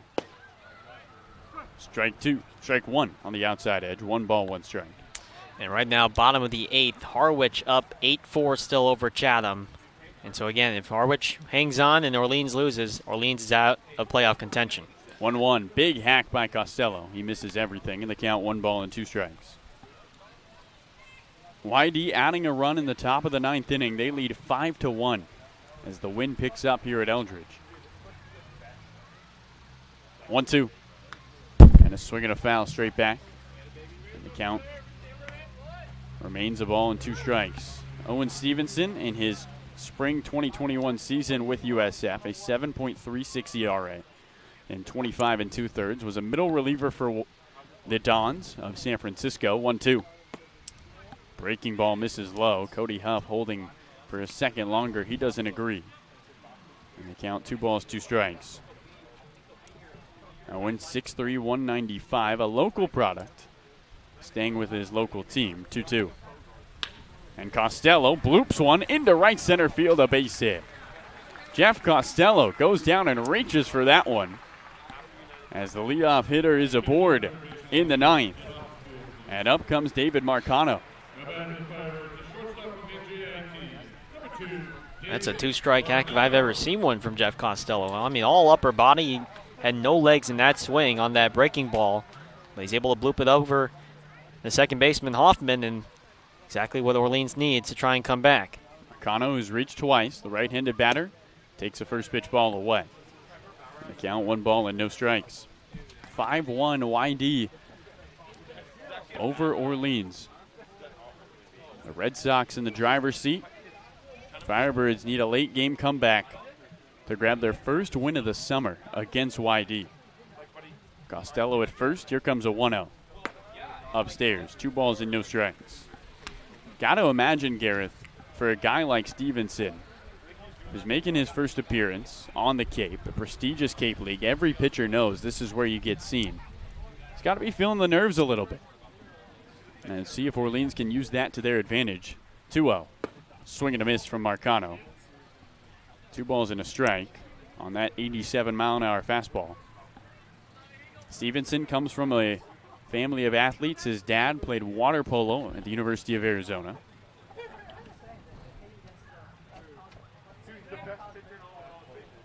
Now leading at first is Costello. 2-1. And a foul over the fence down the right field line. And the count evens to David Marcano. 2 balls, 2 strikes.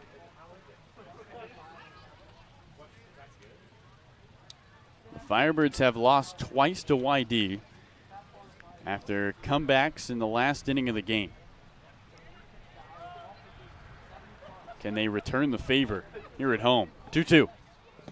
In the dirt. Good block by Huff. And the count, 3 balls and 2 strikes. A full count to the 8-hole hitter in Marcano, with Mickness awaiting his turn on deck. Costello with the leadoff single. He's at first. The wind blowing from right to left. Stevenson's jersey flapping on the mound.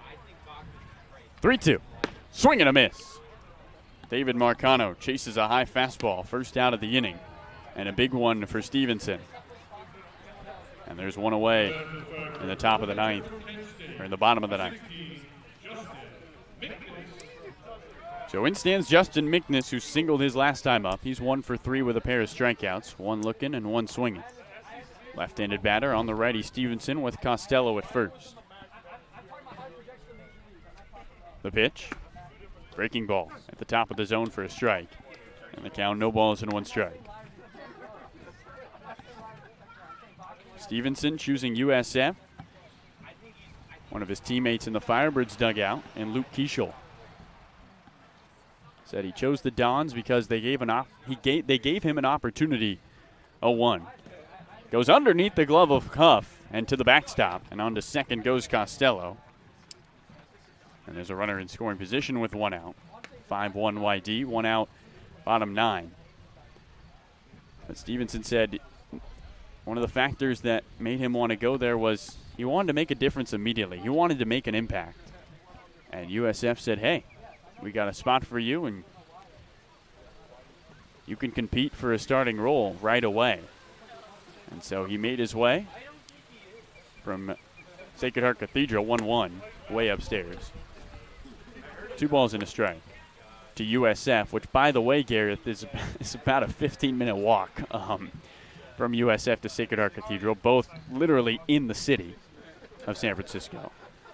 And any chance Luke Keischel might get an opportunity to face his teammate? Firebirds would be happy. 2-1. Misses inside. 3 balls and a strike. Keischel still 3 batters away from him coming up. Costello at second, 1 out, 5-1 YD. In the bottom of the 9th, 3-1. And a big chopper towards second. Hoffman, the second baseman, backpedals, takes it head high. His throw to first is in time. Costello on to third. And the Firebirds down to their final out with the playoffs on the line. Top of the 9th, Harwich up 8-4. Mariners are 3 outs away from eliminating Orleans from playoff contention, as well as Chatham. And there's 2 outs in that one as well. So now Harwich, like Orleans here right now, 1 out away. Right-handed batter Chatinier looks on with Costello at third. The pitch misses off the outside. 1 ball and no strikes. YD 5, Orleans 1. The curse of Scott Pickler alive and well in 2021. Doesn't matter if we took 2020 off. Scott still has Kelly's number. The 1-0. And a swing and a foul back to the screen. Count 1 ball, 1 strike. Firebirds 1-4 against Pickler last year. 0-3-2 against him this year. And YD has eliminated the Firebirds in 7 of their 11 playoff appearances under Kelly Nicholson. And they would need a 2-out rally to keep their playoff hopes alive. As we scoreboard watch here, Chatham down to their final strike. 1-1. Fastball away. 2 balls and a strike to Chatinier with Costello at third.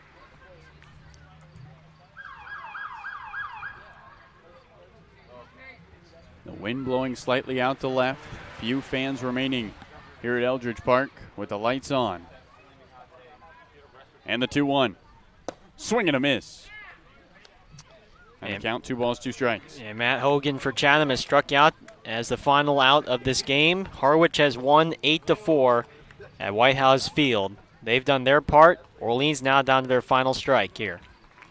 1 more strike, and the Firebirds are eliminated from the playoffs. Can Peyton Chatinier keep their glimmer of hope alive? The 2-2. And he swings and fists one down the right field line into foul territory. First baseman Luttrell unable to track it down. And the count remains at 2 balls and 2 strikes. So the Anglers have been eliminated from the playoffs. Will the Firebirds be the second team to be sent home and know that August 3rd, will be their final game? Costello at third. 2 outs, 2-2. And a swing and a fly ball into left. Coming in the left fielder, Tanner Smith. He reaches up. He makes the catch.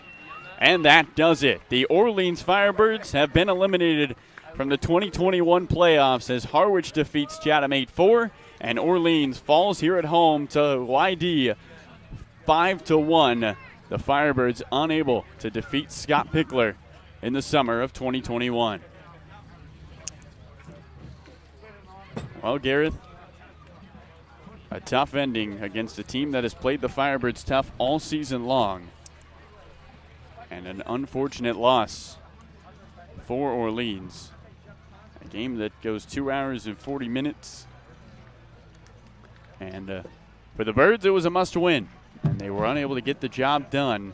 And so now you can count them on one hand. 5 games left this summer. So YD, the only team still alive that's not in that top 2. YD cannot lose 3 games, or else their playoff hopes are done. And with 5 games left, should be interesting to see how that shapes out. Firebirds only get 1 run tonight. It comes in the 3rd inning. A walk by Marcano. He steals second, and Jared McKenzie brings him home with a single up the middle. YD with 2 runs in the 6th after 2 runs in the 1st, and then another insurance run in the 9th. Firebirds did get Costello aboard in the 9th, but they needed a lot more than 1 base runner, and they were unable to bring a tying run to the plate or the winning run home. For the Firebirds, it will be a tough scene this summer against YD. 0-4-2. And hanging heads here at Eldridge Park. Gareth Watt going to get Tyler Locklear. And Noah Searson has the man with the only RBI tonight, Jared McKenzie. Noah, take it away. Yeah, appreciate it, Carlos. So I'm on the sidelines right here with Jared McKenzie. And Jared, not necessarily how you would have liked the game to have ended tonight, but, you know, more broadly speaking, in your experiences with the Cape, it's always talked about, you know, how challenging the pitching is, how challenging the fact that you have to use wood bats is. You know, how do you think that has helped you develop in your hitting, you know, coming over those challenges, battling that adversity, and how will that help you carrying into your season at Baylor next year? Yeah, you know, you come out here and you're just super pumped as soon as you get here to have the opportunity to come play against the best guys in the country. And then, I mean, for some of us, it hit us real quick that these guys are good. They're just as good as you, if not better, so you have to try and be better than that. But I think as you go, and especially speaking for myself, that second half of the season, once you have been playing and you kind of get your feet underneath you, you start trying to have to figure out a new approach, not switching anything or swing or anything, but just the way you think about the game and at bats, because these guys have multiple pitches and they'll throw it in any count and they can land it. So. And how do you think that had changed? I know you said not necessarily switching up your specific approach, maybe tweaking a few things other than here and there rather, but when you're facing Friday, Saturday guys night in and night out, you know, how does that switch up your approach and I guess help with the maturation process of your hitting? Yeah, it's definitely tough. I mean, it can be frustrating at some times when you've had past seasons at college. Almost every guy here has done extremely well, and so when you come here and you fail, a lot of us, it can be our first time to fail, and so I think it's good to finally understand that, hey, when you step in the box, try and win every pitch, and you know what? If they throw 3 absolutely perfect pitches, then you tip your cap and try and move on to the next one. Well, that's definitely the case. You see that a lot, and it has helped throughout. Get the RBI tonight. Jared, thank you so much for your time tonight. We'll see you tomorrow. And, guys, I'll send it back to you in the booth. I think you grabbed Tyler Locklear, so take it away. All right. Appreciate it, Noah. Thanks to Jared for joining us here with Tyler Locklear. Nice enough to join us in the booth. Tyler, 2 for 4 today. The only Firebird with 2 hits. What did you see at the plate that was working for you? This team's always been soft, like every time that we faced them, change-ups, curveballs. So I just tried to work middle and try and find a barrel and hit it up the middle and see what happened.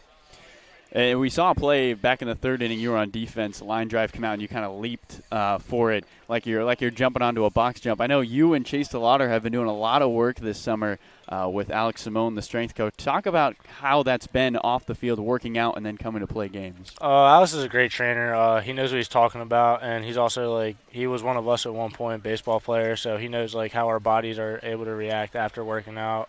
Me and Chase just went up to him early in the summer and said that we wanted to work out 5 times a week. So he kind of set a plan, and then we followed that all summer basically.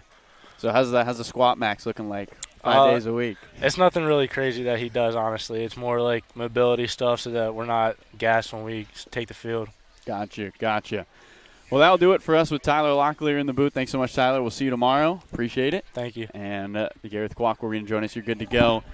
Orleans out of the playoffs. They drop 5-1 to YD, unable to get a win against Scott Pickler's squad. And the Firebirds lose. They drop to 12-15-4 on the summer. YD to 13-13-7. The Red Sox playoff hope still alive. Firebirds will take on Chatham twice, in which should be an interesting home-and-home because those games don't necessarily matter in terms of how the end of the season plays out. So you're talking about two teams with nothing to play for except the cosmetics. How does the end of the season average look and things like that? But Gareth, real quick, your thoughts here on a tough one. The curse of Scott Pickler, alive and well. Yeah, I mean, it's been definitely a lot of close games between these two ball clubs, Orleans and YD. And just this year, it just wasn't meant to be for the Firebirds. For the YD Red Sox, every time it seemed like they pitched every time it seemed like they pitched a good game, the Firebirds bats couldn't get going. And then every time it seemed like the Firebirds offense got going, then the YD bats would get going, and they would end up, pulling it off. And so it just sort of was a reverse sort of mechanism, you could say. Orleans did one thing well, but then YD would do that same thing maybe a little bit more exceptionally well. And so, this was definitely a tough pill to swallow for the Firebirds tonight with the Harwich winning, and this officially marking the end of the Firebirds' playoff hopes. And so, but for Orleans, they've had a lot of good moments this summer, a lot of fun memories that they've made, and a lot of good, really good games. And, of course, this is still not a goodbye. There's still a couple of chances, as a matter of fact, to maybe play a little bit of spoiler. And who knows how the scenarios will work out, but a couple of games against Harwich, a couple of games against Brewster, who knows? I mean, there's still something on the line for Orleans in these last couple of games. Maybe not for necessarily the playoffs, but they certainly could mess up somebody's home field advantage for the playoffs. And, everybody wants to play at their home stadium, especially a Brewster, especially a Harwich. And so if they can mess that up, I think that would still be kind of fun for the Firebirds to do in these next couple of games. Well, that's going to do it for us at Eldridge Park. The final score, 5-1. The YD Red Sox take down the Orleans Firebirds for the fourth time this summer. And the Firebirds are no longer in playoff contention. For Carlo Jimenez, our sideline reporter Noah Sears and Gareth Kwok, and our producer Matt Schenfeld, and our terrific camera people tonight saying so long from Eldridge Park. We'll be at Veterans tomorrow for a 7 o'clock start, the first of a home-and-home with the Chatham Anglers. One more time, the final score from Eldridge, 5-1 YD over Orleans.